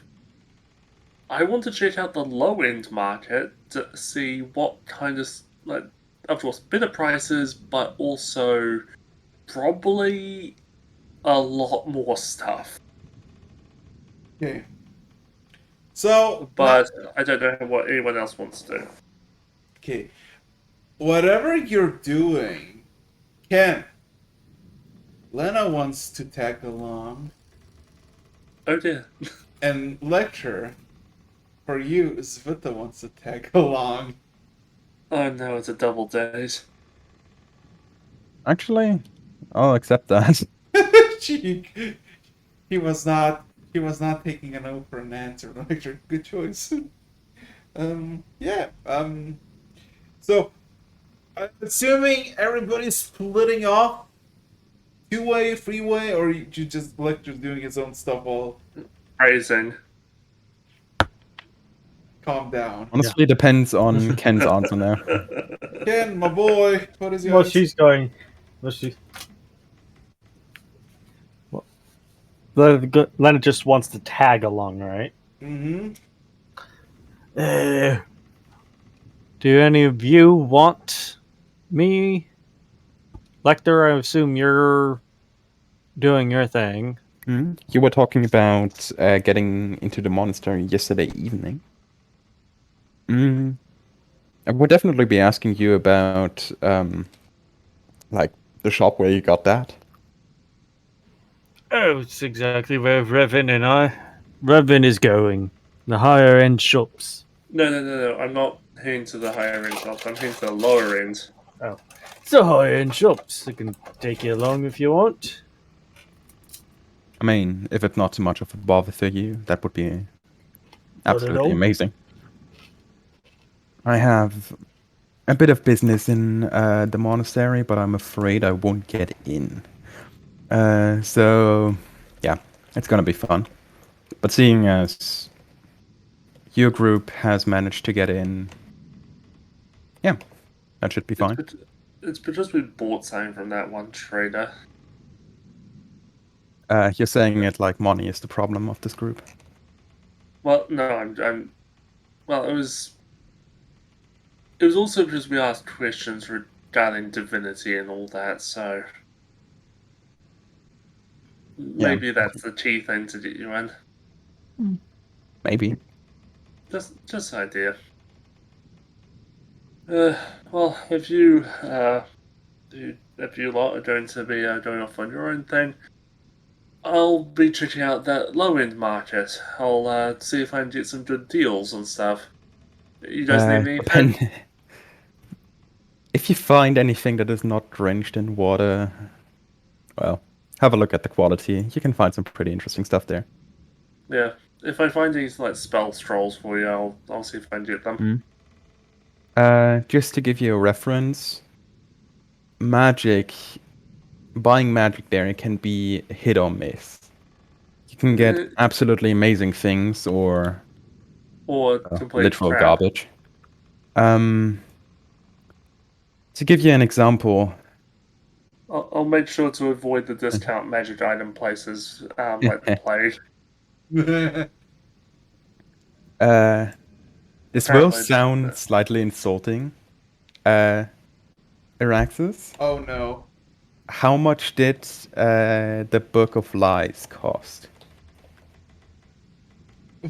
Wait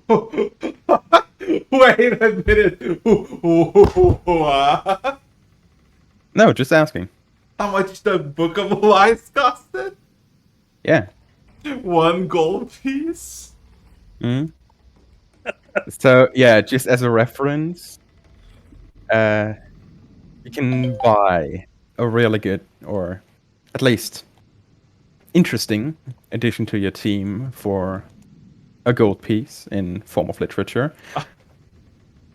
Or you can get something that will kill people.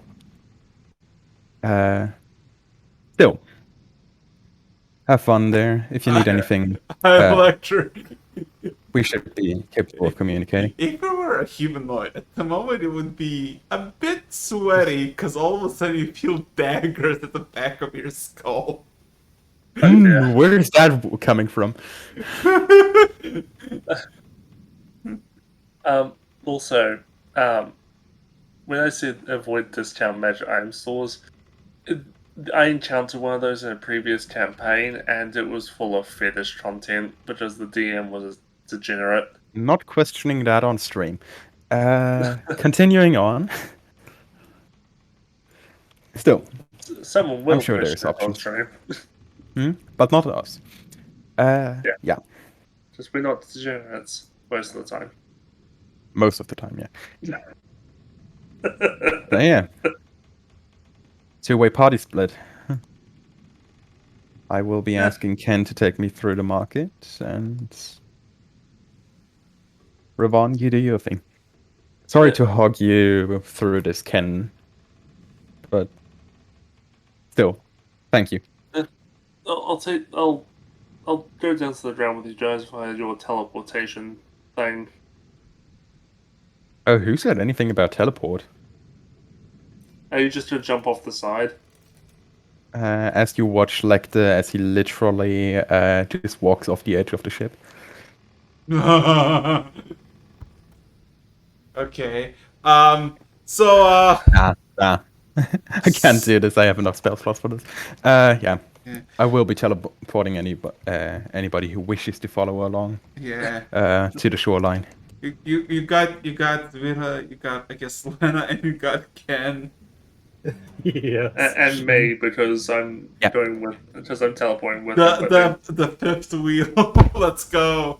Unless the ring. Oh yes. I imagine you like looking at these two people, then looking at your ring, like Sauron with the ring of power, like No, no, I'm not that. I'm not that kind of person. I know. Still, anyway, yeah.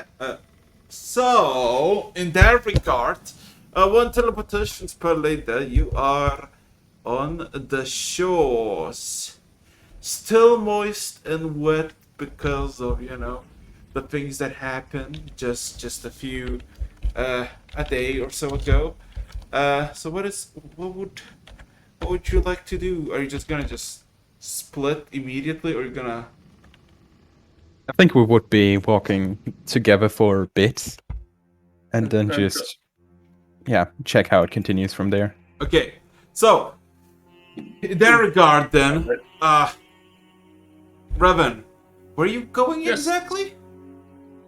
So what you said in the previous session was there were two markets. There was the high-end market that was Yes. near the top of the city, and then there was the low-end market, Yes. which was the one on the right-hand side of the city. Yes, there's the normal market, which is to the left or to the right of the city, and then there's the thieves market that goes even further, and going north is the noble. So you're just gonna go. Yeah. Okay, so you're gonna just gonna split off on that. Okay, so in that Yeah, regard, I'm getting to the normal market. okay, so in that regard, I would like Brevin for you to roll me a d10, and Ken or Lecture decide on what you wanna, which one of you is gonna roll a d10. Additionally, perception checks, everybody. Oh, nice. And you for good luck? I think we need good luck. Luck is not on your side. My perception check was a 7, so... Perception. Oh yeah. Sorry, if it's plus 3. I did better. 15 for perception. But I rolled the d10, it was a 5. Well, first my perception. Yep.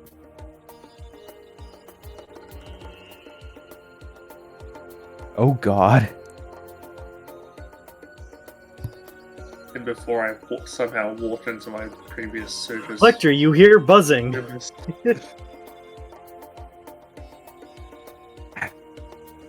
I hope not. Sound of a sop with camel biplane flies ahead. Nah.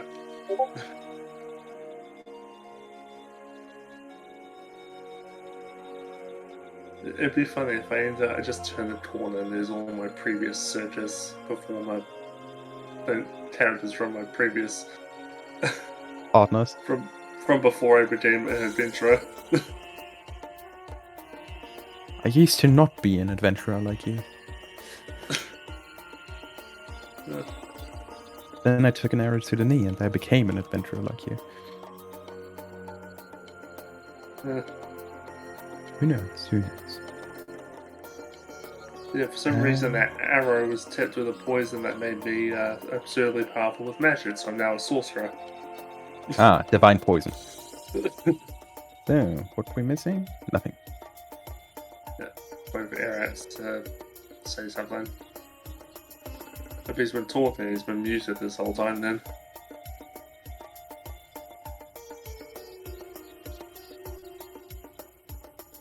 Five people watching.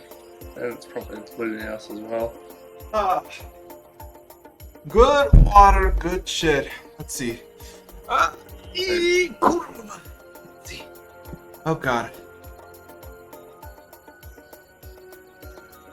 5 for Revan and 15 in perception. And 8 for Ken.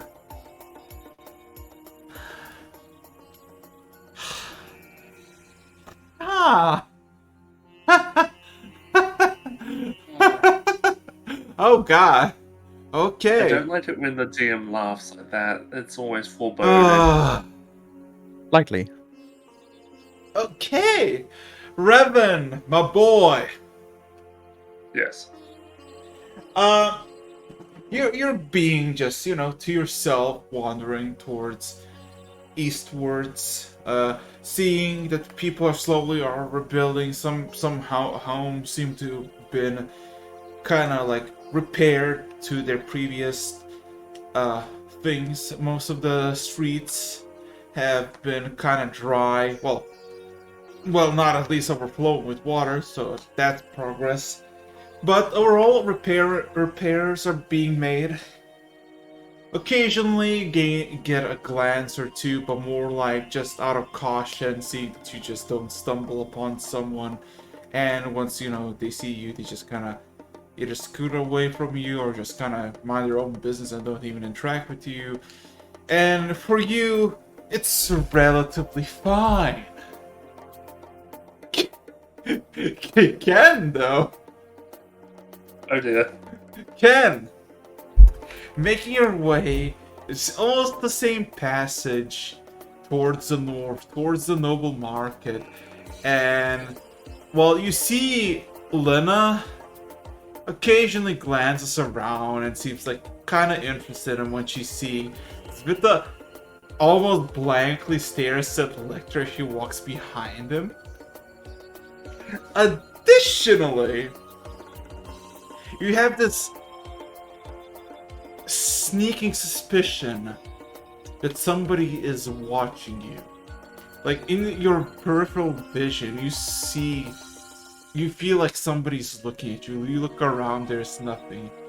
And then, for a split moment, you just walk casually through a street, and there's a couple of benches.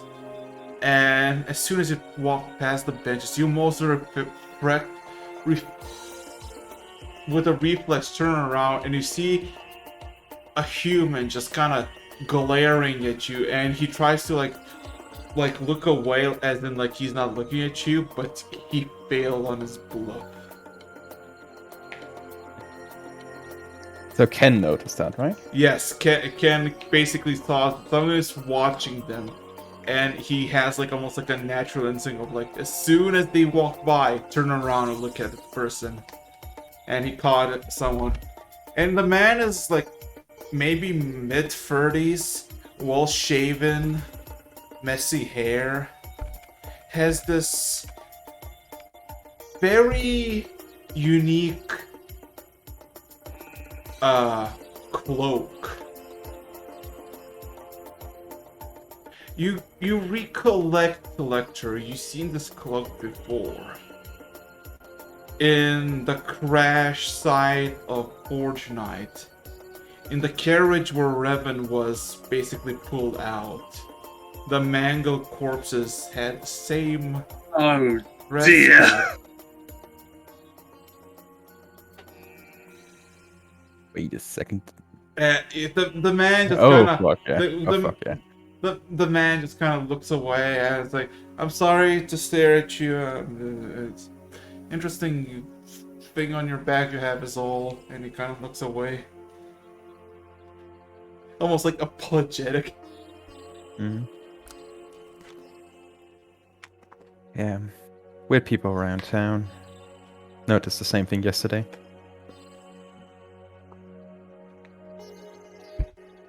Ken, what are you doing? Because Ken, you don't. If you want to roll a history check, Lecter knows because keen mind, so you remember still. Mm. But I didn't notice, right? I mean, yeah. I When he mean, said it. But... I imagine Ken would, Yeah, kind of I'm make. guessing Ken drew your attention to it. Yeah. Oh yeah, you fucking remember. All of a sudden, it's just like dawns at you that this is like a very odd cloak, and all of a sudden you remember. Oh yeah, Revan told about these cloaks and specifically told you to keep an eye on these. And it's like, okay, it's not like natural coloration. It's like bright, violet, like purple. It's like very and the unique symbol on them. yeah.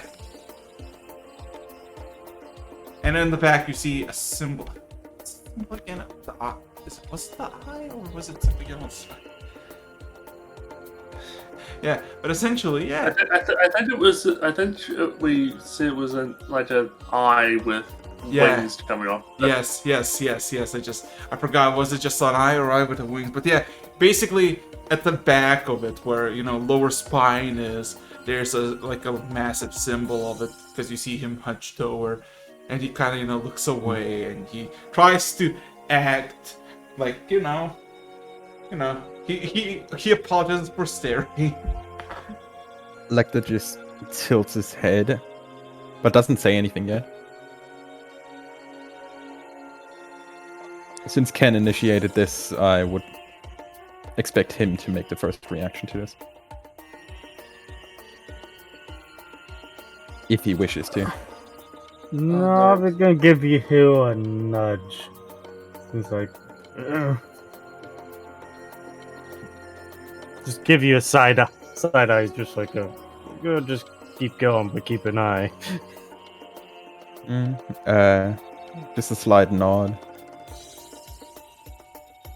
Well, sir, in that case, continue on your way. Please don't have to serve us again. As Just- you, yeah. As you walk for about 100 feet away or so, Svita comes closer to you, Electra, and just says, "He was nothing but a thrall. He does not know why he does it."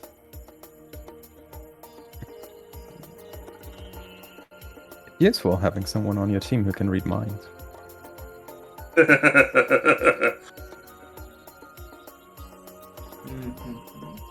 I mean, She does not. technically I could as well, but it's cumbersome.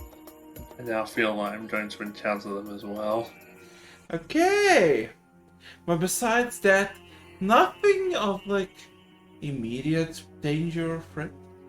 Just this very obscure individual with very obscure cloak.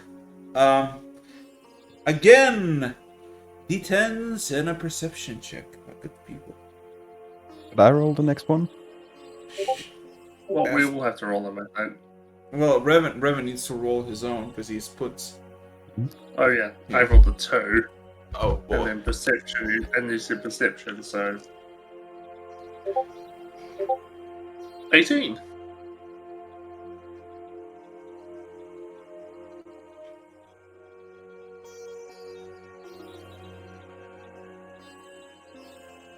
Oh. Wait, perception again? Or just for Revan? Okay. Oh God. So wait, does Lit have to roll a perception as well? No, perception for Revan and not Revan, Electra and Ken as well. But Revan. Okay. You know what? Yes. Let's start with Ken and Electra first, because they're gonna have a mild. 1 point better, hooray. Go ahead. I'm just gonna say, what Revan is about to witness is a chronal aneurysm. Okay. Already sounds amazing. So, you. Oh yeah, Ken, also roll me a perception check, if you will. What do your human eye see, Kendall, my boy? Or did you roll already? Wait, did you roll already? No, he didn't. I was about to say. Oh, what's up? What to say? Just my DTM roll was the first one. Oh shit! Not 20. That'll be 29. Okay, as you're making your way up, and the quality begins to be better, and it's relatively peaceful, and it's nice, and it's relatively calm and with the wind and decent weather. It's nice staying out. There are people. They're the fucking gazes. Like yesterday you were gazed upon sometimes, but now it just feels off. It feels unnatural. And you something in your mind suddenly clicking. Because probably whoever is watching you is a human or a humanoid. But through their eyes, something else is probably peering down at you, and that's why you feel so uneasy. I'm going to look to the top of the buildings and see if the crows are nearby. A handful of very finely colored crows just chill on perches, occasionally calling, flying away, and you see a handful of them, and they seem like ravens, but they have a different, almost like a subspecies. And they mind their own business, but some of them are just looking at you, and when you look at them, they kind of eye you, and you have this like shiver down your spine of something is up. Something is up. Lecter is still completely oblivious about all of this. Not anymore. I'd be telling you, boy. Well, I think it's funny, like, I was with Chin last session, walking through this sort of area. I'm guessing they spotted me then, and then realized, oh shit, that's the guy we're after. And then they start following you, and I'm nowhere to be found. Hmm.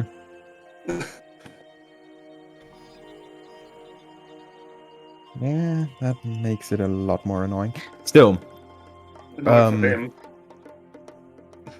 with this paranoia awakened, is this natural? Like, just literally the crows watching us, or is it more like divination? Just the crows watching us, right? Yeah. Unless you want to pop a spell and see what's good. Honestly, detect magic, sure. All the odd rate. Okay, you realize something. Hmm. Half of these ravens are actually non-magical, while half of them are. And the non-magical ones are basically, just mind your own business, occasionally like looking around, spectating, while the magical ones are kind of just eyeing you. As if some sort of deception of like looking at you. And yeah, somebody's eyeing you. Oh, most certainly magical in nature.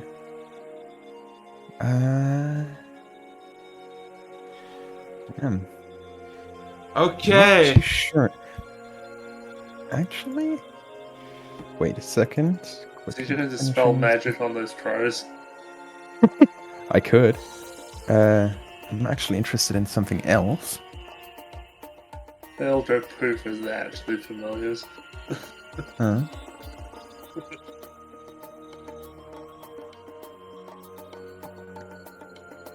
Yes, perfect. Ken? Do me a favor and stand still for a moment. I will be spending one of the diamonds that I have, which is honestly a waste in that sense, because I have no guarantee that it will work. And I will use this diamond to cast a spell on both of us. Non-detection, divination-based magic cannot reveal us for the next 8 hours. You censor yourselves, Okay. basically. All of a sudden, you see all the half ravens just disintegrate. Just. I think that might have solved it. I don't particularly care for being here. Okay, Revan. We better do what we need to get done, and then bugger off. Okay, time for the aneurysm. Yes, yes. So you don't really know which, like, you don't know a direction, and that's fair enough. But you kind of like dip and dive through different sections, because some of them are just like superbly flooded still. So you kind of go higher up, and you kind of move around, trying to not swim through the city to get to the market. And all of a sudden, you just see, just like 20, 30 feet in front of you. You walk through this like alleyway. In front of you, you see from one side to another, a hooded robe figure of the familiar cloak tries to run across, like from your right to your left, and all of a sudden blast of green with an echoing boom just goes through its chest, and he almost like splits it almost in half and just kind of plops on the ground.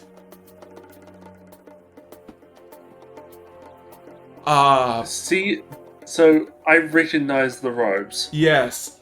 And what you see as you see some sort of life still echoes through the body, the upper part, as it tries to like grasp and itself. You see Lecter. If it was Lecter, he looks like Lecter, but his entire wooden coloration is that of burned ash. His eyes are bright emerald green, and he has a massive revolver that streams in this bright God. green energy as he takes 2 steps towards the body and shoots it in the head. He kind of throws his revolver and puts it to his side and then looks at you. I just hear him a small clap. Well played, sir. Well played. He kind of gives a nod and just kind of almost like a slight mumble just says, "Fucking cultists." Oh, I have a lot of experience with this group in particular. He eyes you a bit further and he kind of turns fully towards you. How do you now? I think we got ourselves. They're practically hunting me.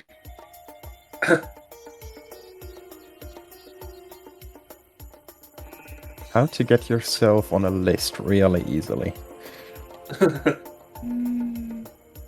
And what's your name be? Riven. Or Rivan. He kinda Some people pronounce it differently. he kinda comes closer to you, and you see he is wearing this very finely made black tunic that almost like fits like he looks like he's just a charred tree just walking.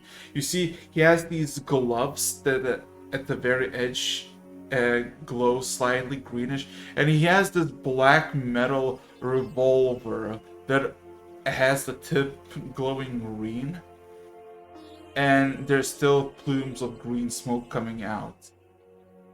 As he comes closer, he kind of extends his hand and says, "Evanor."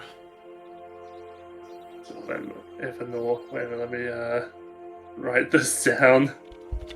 Where is it? I'll put him under allies potentially. And yeah, you almost like realize that he's almost like a spitting image of Olector. Same complexion, like from the body to its head to metal and wood differences. Just So, different. Evanor, it's spelled Evanor. Yeah. Cool. Yeah, sorry for interrupting. Oh, Eve. Yeah, even there. But pleasure meeting you. Yeah, interestingly, I think I know someone like you.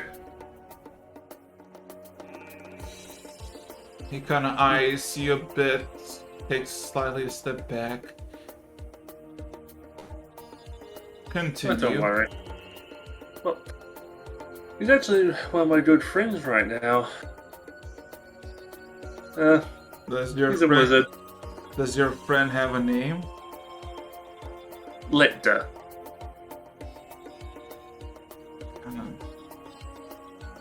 Kind of squints his eyes slightly. He says nothing to that, but he remains still. And you see his right hand, even though the revolver is pocketed, he has his hand over it. Look, I'm not here to cause trouble. I have experience with those cultists because they're from my world. I'm not originally from the world we're in currently. The stupid archipelago teleport nonsense happened to me. He quietly whispers in a very hushed tone, "Do not flinch." As you see the hand, you see him eyeing something at you, but something slightly to your right, as his hand slowly goes towards the gun. Let me actually check. There's one to my right, isn't there?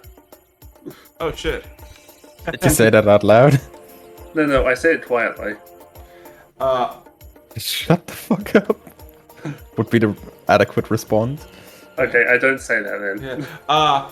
All of a sudden, you just hear a sudden footsteps as if somebody's suddenly running towards you, and you hear a sudden clang in front of you.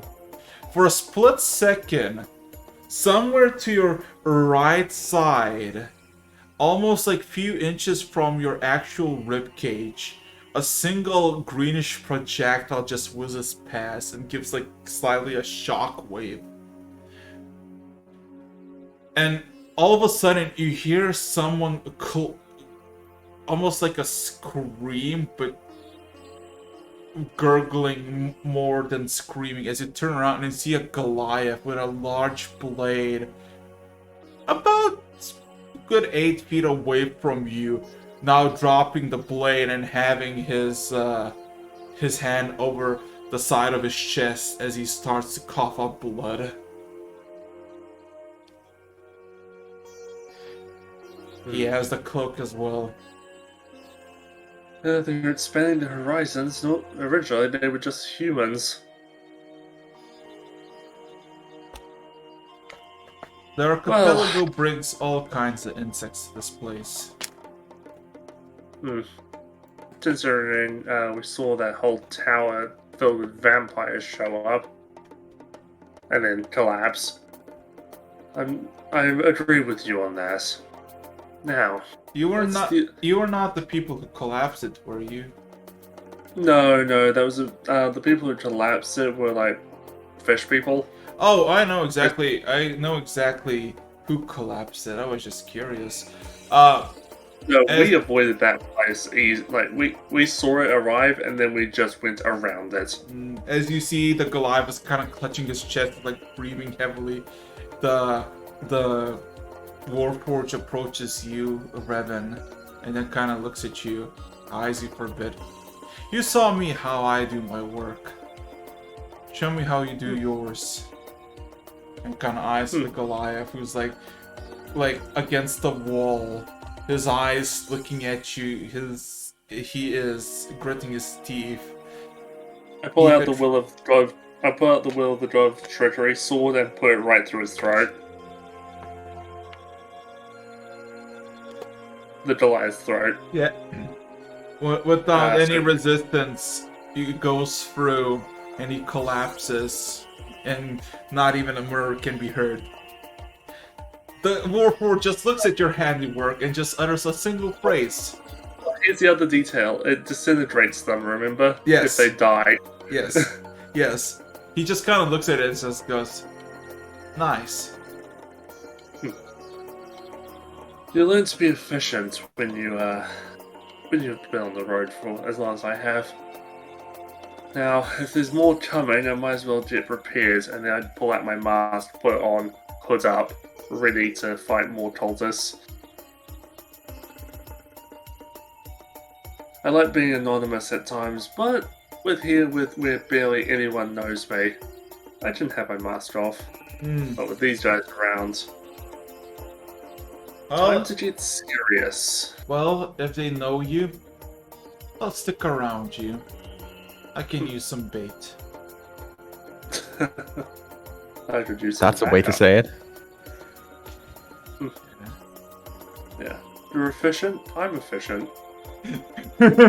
You like murder? I like murder. It's the beginning of a beautiful friendship. Yeah. Yeah. So, yeah. So after a good half an hour, you, Revan, and your new companion Evanor made it to the market. It's some places have flooded, still water running. But despite that, the markets are running. It's essentially like some places have up to 2 feet of like water, and in them Voxodon sell their wares like nothing is happening.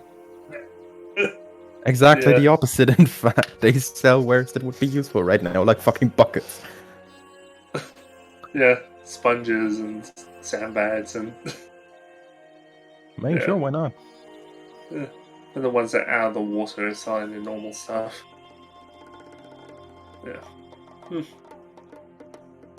Yeah.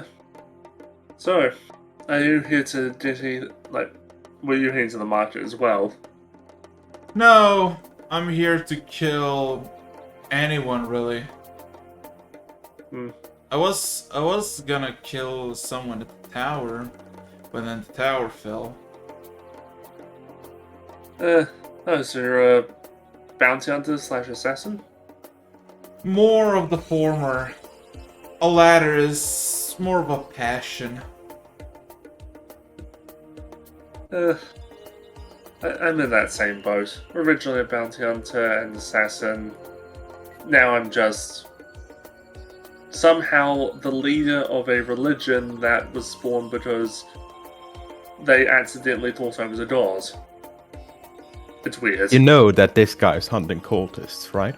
Yeah, no, but I'm saying but I'm not actively trying to like. It's a complete misunderstanding, and I don't even really want them worshipping me. He kind of looks at you, eyes you for a bit, and points at you. Like slightly, kind of raises his hand, kind of points at you, and says, "You would make a very lousy god, even a false one." Yeah. I did save them from a somewhat doomed existence, just apparently, from what I understood from some of our allies, the world they're from would have resulted in all those men dying. So I offered them a different life, one that's better, and, well, they joined us. They're now crew on our ship, which you can probably see floating over there. With a cold, ironic buzz, you just hear, "How heroic." I tried to be. Anyway, So where are you looking in this market? Because most things you see are just literally common goods. Like we're talking the basic, like fruits, vegetables, silverware, normal ware. okay. So there isn't any like no weapons or nothing. It's just this is the common market. This is where I mean, people roll me, come. Depends roll on me. your if definition of weapons. Yeah, yeah. Basic cutlery? Yes. Well, are you? Okay. What are you looking for? And roll me investigation. Try that. Because nobody's Well, I gonna. did. Because let's be honest, nobody's gonna have mythical weapon just on the display. Yeah, I know that. I know that. The world's But- best sushi knife. Well, some places may even just have like Hidden I gems. did. Yeah, hidden gems. Like that's what I'm looking for. I'm looking for. Does something stand out that would seem mundane at first, but is actually very good? Okay, roll me investigation check then, bucko. My investigation is +1.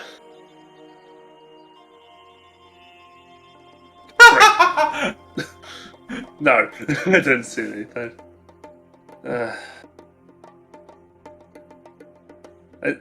Okay, then if that fails, then I'd go to probably one of the fruit stands and see if I can find anything that's unique to this area. See if I can get some of it for the kitchen, Okay. since that fell through. I mean, a handful of things you recognize and a handful of things you see that you probably can guess what they are. Like, you know, slightly mutated or different fruit, but the same end. Like, you know, bigger apples, turnip, bananas. Pink lemons. Yeah. Yeah, Giant grapes. Yeah, exactly. Yeah, who knows? It could be stuff from a specific world where there's a ridiculous amount of food-related things, where grapes literally grow on poodles. Just imagine you would have grapes, but instead of having them actually grow as small clusters, you would just have one giant grape. That's filled with smaller ones. Oh God. Like pomegranates. Giant pomegranates. Yeah. Anyway, Maybe. so Sorry. I spent some money to see if I can get some of the more unique stuff. Yeah. Yeah. You can have a handful of like. I've got a bag of holding, so I put Yeah, most of it yeah. there. Just write off like 7 gold pieces for the most unique and odd things, like Yeah. watermelons, but the inside is blue. Oz. Not questioning why. Yeah. God, do I really need to go through this to show some of the stupidity in this? No, just you get a Well, bunch. Yeah. It's like, I just probably sent it even though if he's eyeing me, he's like, what, I have unique tastes. He has the very passive aggressive like Aha. Okay. Yeah. Hey, if you want to join me, we can check out the Thieves Market if you want. Unless you just want to go around town and see if more of those guys show up. a thieves market might be a good call, knowing that it's the slum of the city. Yeah, there might be less of them, but there might be more of them. We never know. More of At them least meaning it's more targets. Yeah. Yep. More targets and more to essentially get my revenge on. No. They have a lot. They have a lot to answer for. So. Revan, Yep. a D10, and Okay. Ken or Lecter D10, and a perception check for all of you. I rolled a 1 Oh my on the fuck! D10. Oh my fucking Oh. god! That's bad, isn't it? On the D10. You have no fucking clue. I've essentially summoned. What I've rolled there is basically one of the high end. What's it, like the Hello, Wow. Mr. Baylor.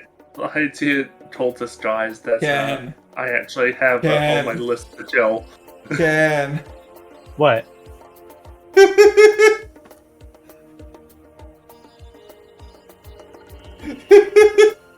Do I need to roll perception? Please don't tell me I nailed it. No, oh no. Wait, what's going on? He's Nothing. I said nothing. Yeah. Oh, it's basically a Balrog.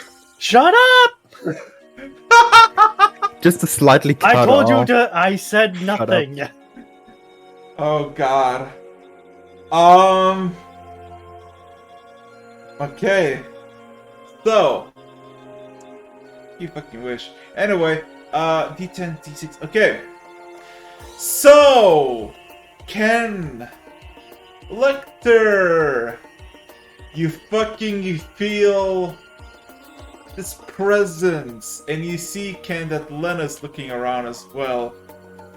This bit of occasion just glares in a specific direction and just glares away. And just kinda almost slightly louder so you can all hear it. These thralls are annoying. Can we just kill them? What's stopping you? As long as, preferably covertly. Oh, do I have your permission then? I wouldn't call it permission. I would call it negligence of observation. All of a sudden, you just see there's a smile across her face, and she turns into shadow. One final thing that you see in where she was, there's this red gleaming eyes with a smile still left behind for a split second. And all of a sudden, you hear a gut-wrenching scream to your 7 or an 8 behind a building. You just hear ah. That's all. That's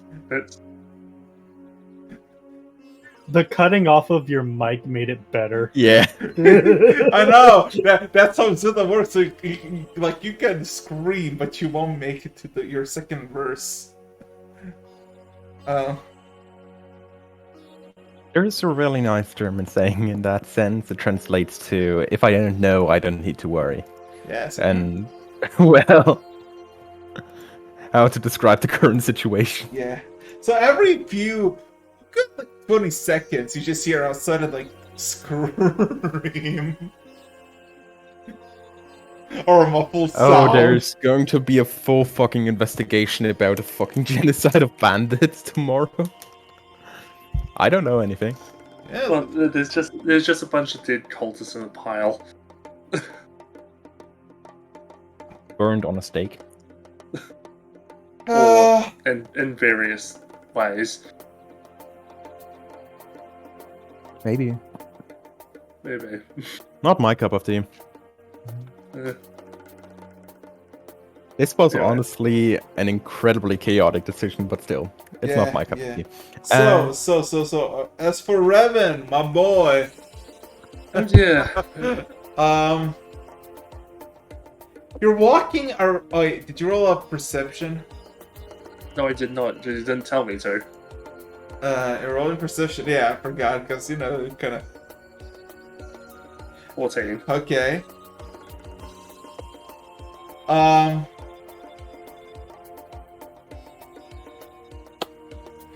So you're walking through the market, and every once in a while in the sky, because it's about not midday, it's like 11 p.m. No, a.m. It's about to be noonish soon. Clouds start to gather, occasionally blocking out the sun. One of those clouds blocks the sun of the alleyway you're walking, almost kind of darkening the entire lighting. And as it crosses by, you start to hear a clapping sound as a very heavily cladded Goliath in black armor and a very spiky great sword exits from the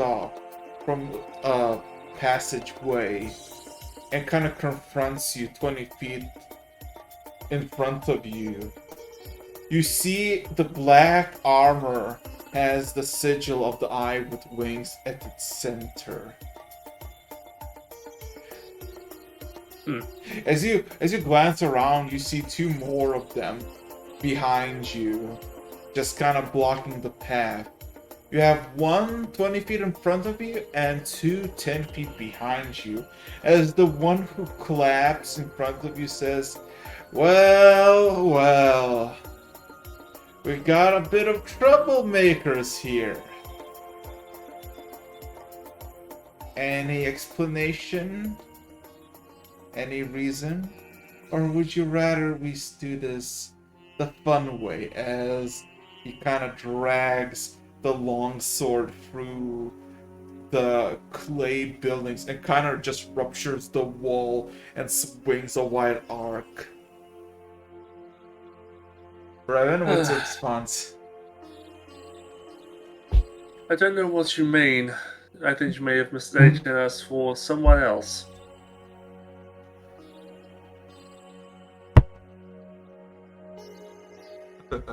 However, if you want trouble, you might want to go look somewhere else.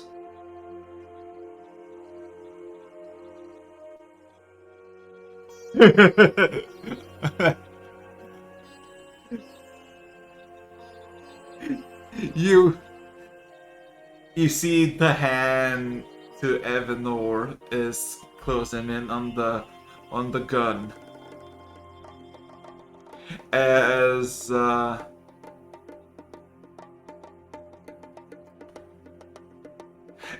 you know what, Revan, roll me a deception check. Deception. Yeah. I just said you got the wrong person. Plus. My deception. Thank fuck for that. 14?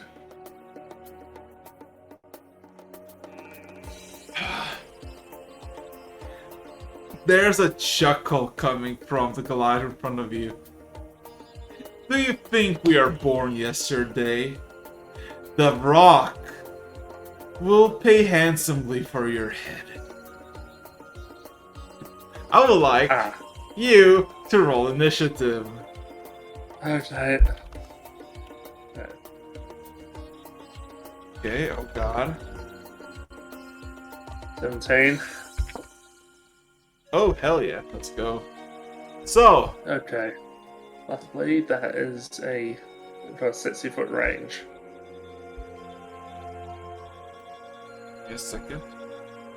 Just So, where is glad it? I've got these spells prepared.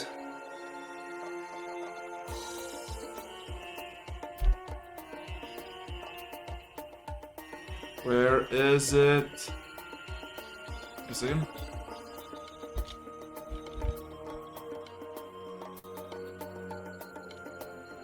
I say, Eric, that the moment I saw that we were being surrounded, Mm-hmm.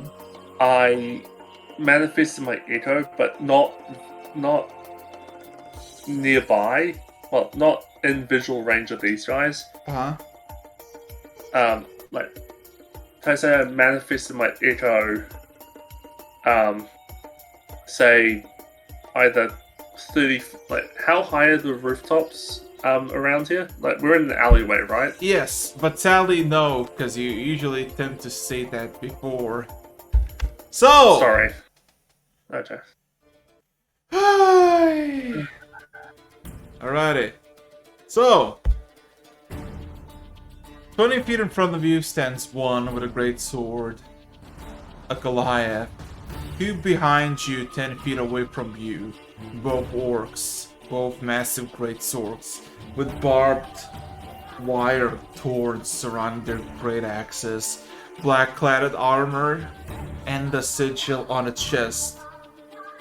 But the alleyway is about 15 feet wide, and first go Evanor, as he's just gonna shoot at the guy in front of him 3 consecutive times.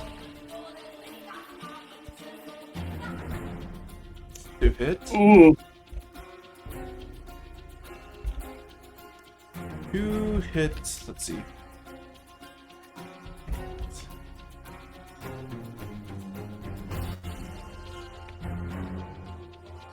Oh boy. Yeah, you see, first shot shoots decisively in the chest, in the sigil. The second, with a recoil, just shoots over his shoulder, and the third one shoots into his shoulder. As the Goliath immediately starts to spit blood and roars in anger. And now are the hunters. So, okay, so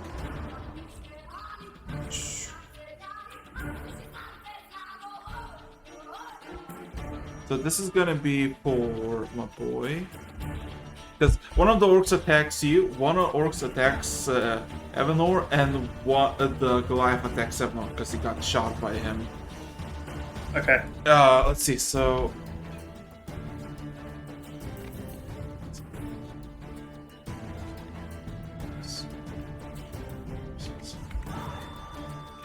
Oh god. So Yeah. wait. This is the orc attacking Evanor. No, this is another orc attacking you with 3 attacks. Okay, so let's see the D20s. I'll tell you if they hit. Okay. So wait, the D20 rolls.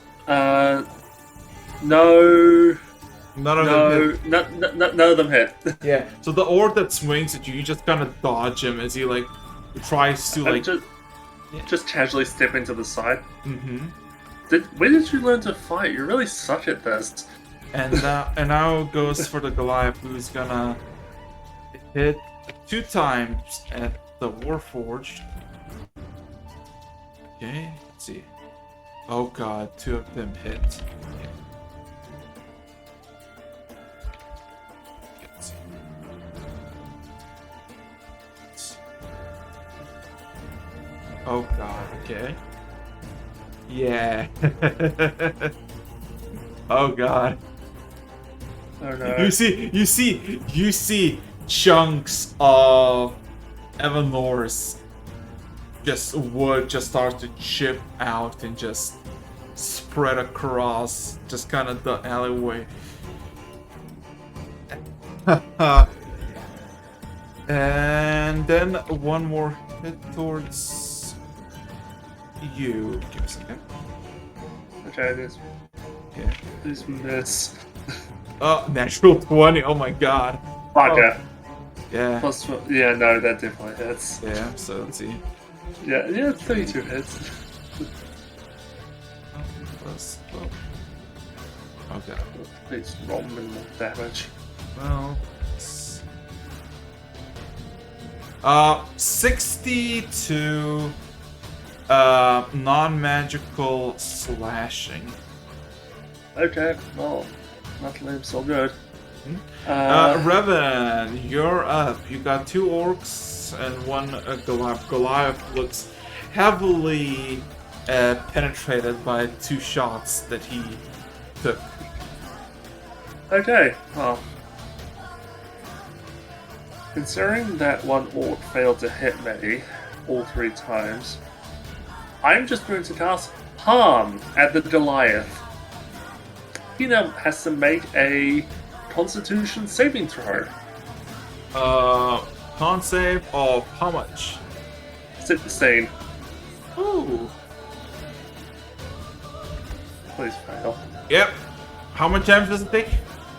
Oh, he failed? Yeah. 1 moment. Didn't expect to get this far. 45 necrotic. All of a sudden you just see him clutching the chest of where the bullet holes were, and you see this blackish ichor starts to sprout out as his skin starts to degrade. He kind of collapses with the great sword back on his back. He is dead, my good sir. I just killed him instantly.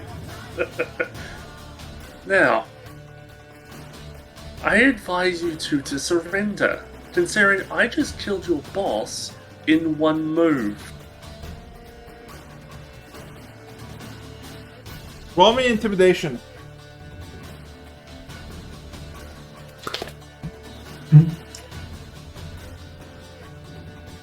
Oh, now I love Okay, that. I just fucking imagine you're trying to like look cool, turn around. they don't even pay attention to you. It's better It was than I shit did. on your head. So they're too stupid to think of. okay, Think why. Evanor's. Okay, so Evanor, what it's gonna do is gonna shoot 3 times again into the orc that was hitting him. Oh god.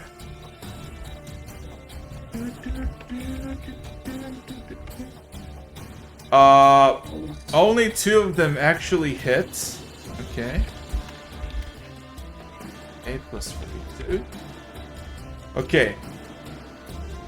Action surge into a legendary action.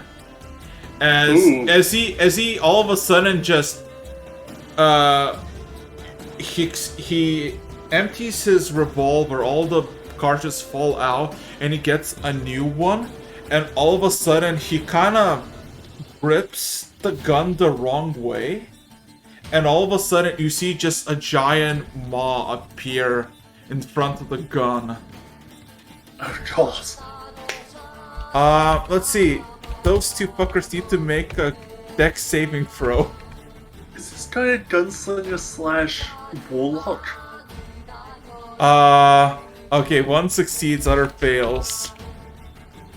This sounds like he's a gunslinger, but he's also a hitchblade warlock. So what happens? You basically see, he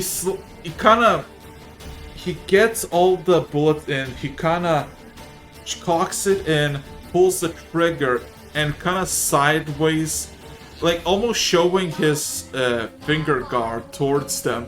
And you see just a gigantic maw manifest from the gun. And almost like a sneeze of a dragon, a bunch of shrapnel just shreds everything in front of him. The orc that got the 2 bullets, half of his face there's just shrapnel sinking into his face as he kind of tries to like reach for something and falls face first, while the other orc just barely dodges but takes a bunch of shrapnel to his side. And as a bonus action, he's gonna just not action surge. Second We've already wind. done that. Second wind. Give me a second. So what? Oh yeah, because he got hit earlier. Yeah, he got hit a lot actually. Yeah. Is it my turn now? Yes. Okay. Then I'm going to manifest my echo behind the orc. Swap places with my echo since I do that, and just sacrifice some of my movements, and then get him in the back with the Will of God Trickery sword. So that is 1, 2, 20, that's 14, 21 to hit. Okay, yeah, that hits. Okay, now it was 3d10 plus 10.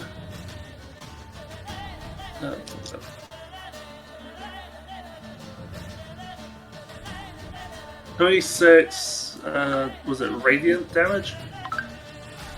Yes, radiant. Yeah. So Yeah. it's still alive. Yeah. Oh, he's still alive? Yeah. Then action surge. So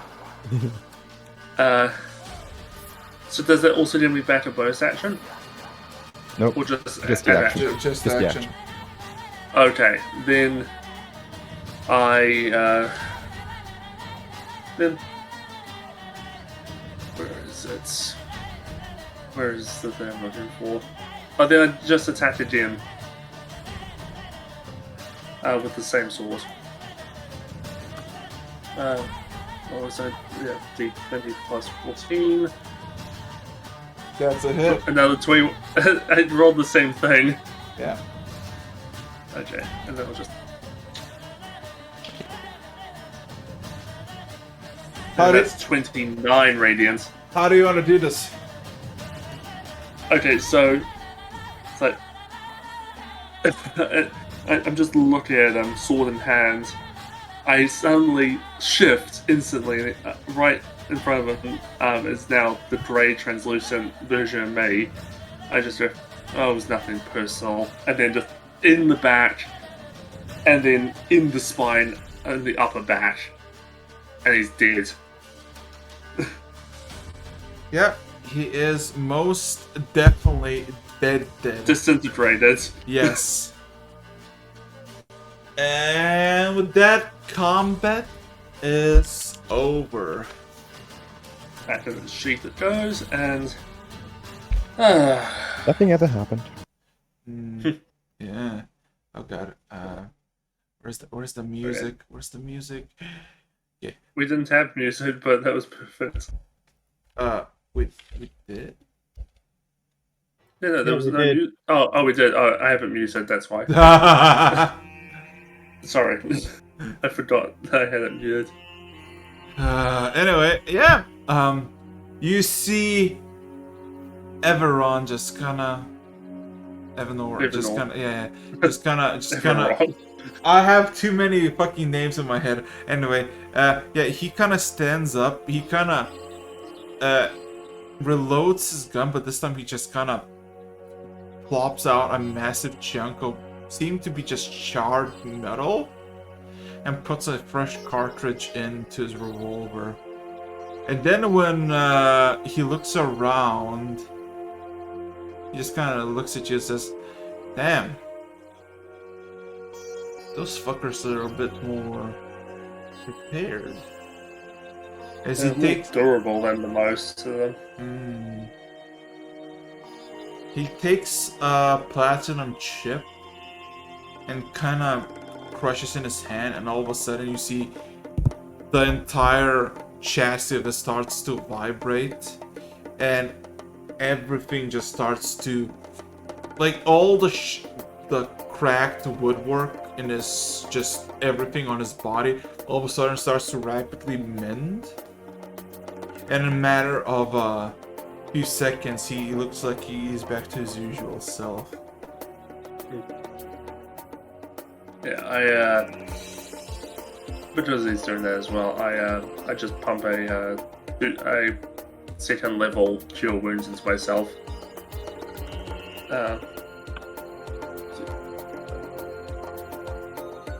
The 8 plus, what was the model? Plus 3. It's 16 health back to me. Right. Look, that's a bit better. Not complete, but it's fine. That one guy hit hard. I wonder. Like, I want to quickly check something. I go over to the body of the Goliath, and I search his body for anything like, of course, like gold and investigation. and any orders, like if he had a letter or something on him. Roll me investigation check.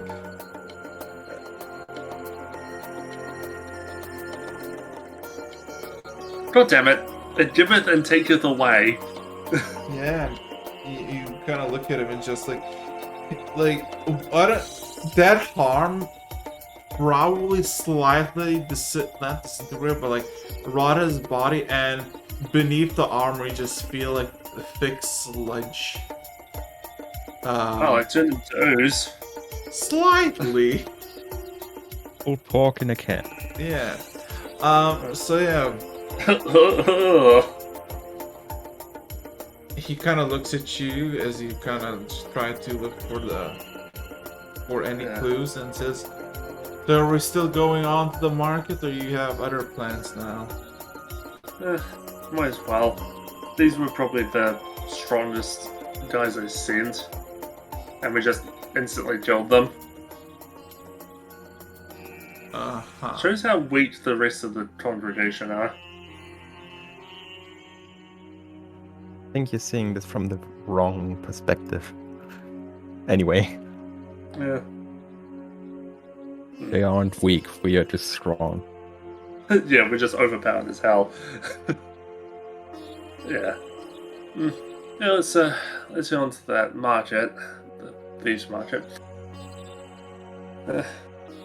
If they send any more, they'll just end up like these guys.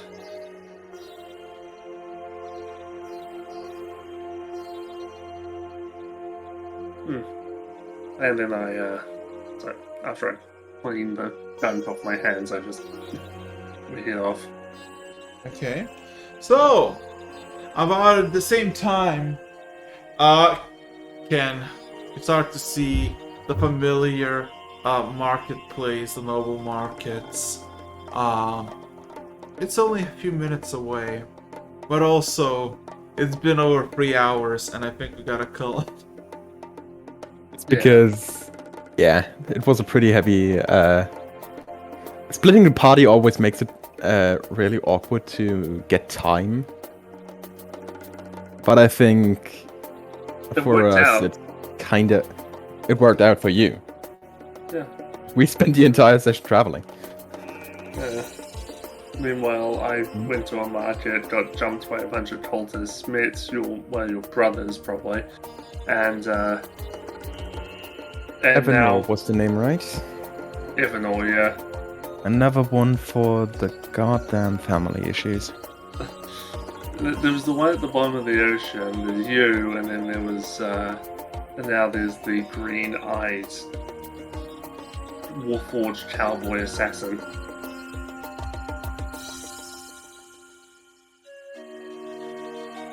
Oh. Cowboy bounty hunter.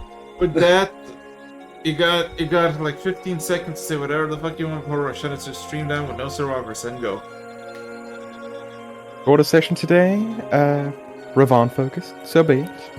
Yeah. Hey, it did me more story. It was making up for the time I took yesterday.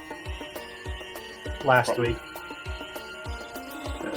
I partially called it that I'd probably encounter the cultists. You know from what's Worlds. gonna be fun? What if you all end the campaign as 3 people, 3-man party? Let's fucking go. Honestly, this is, ironically enough, an absolutely awesome team composition.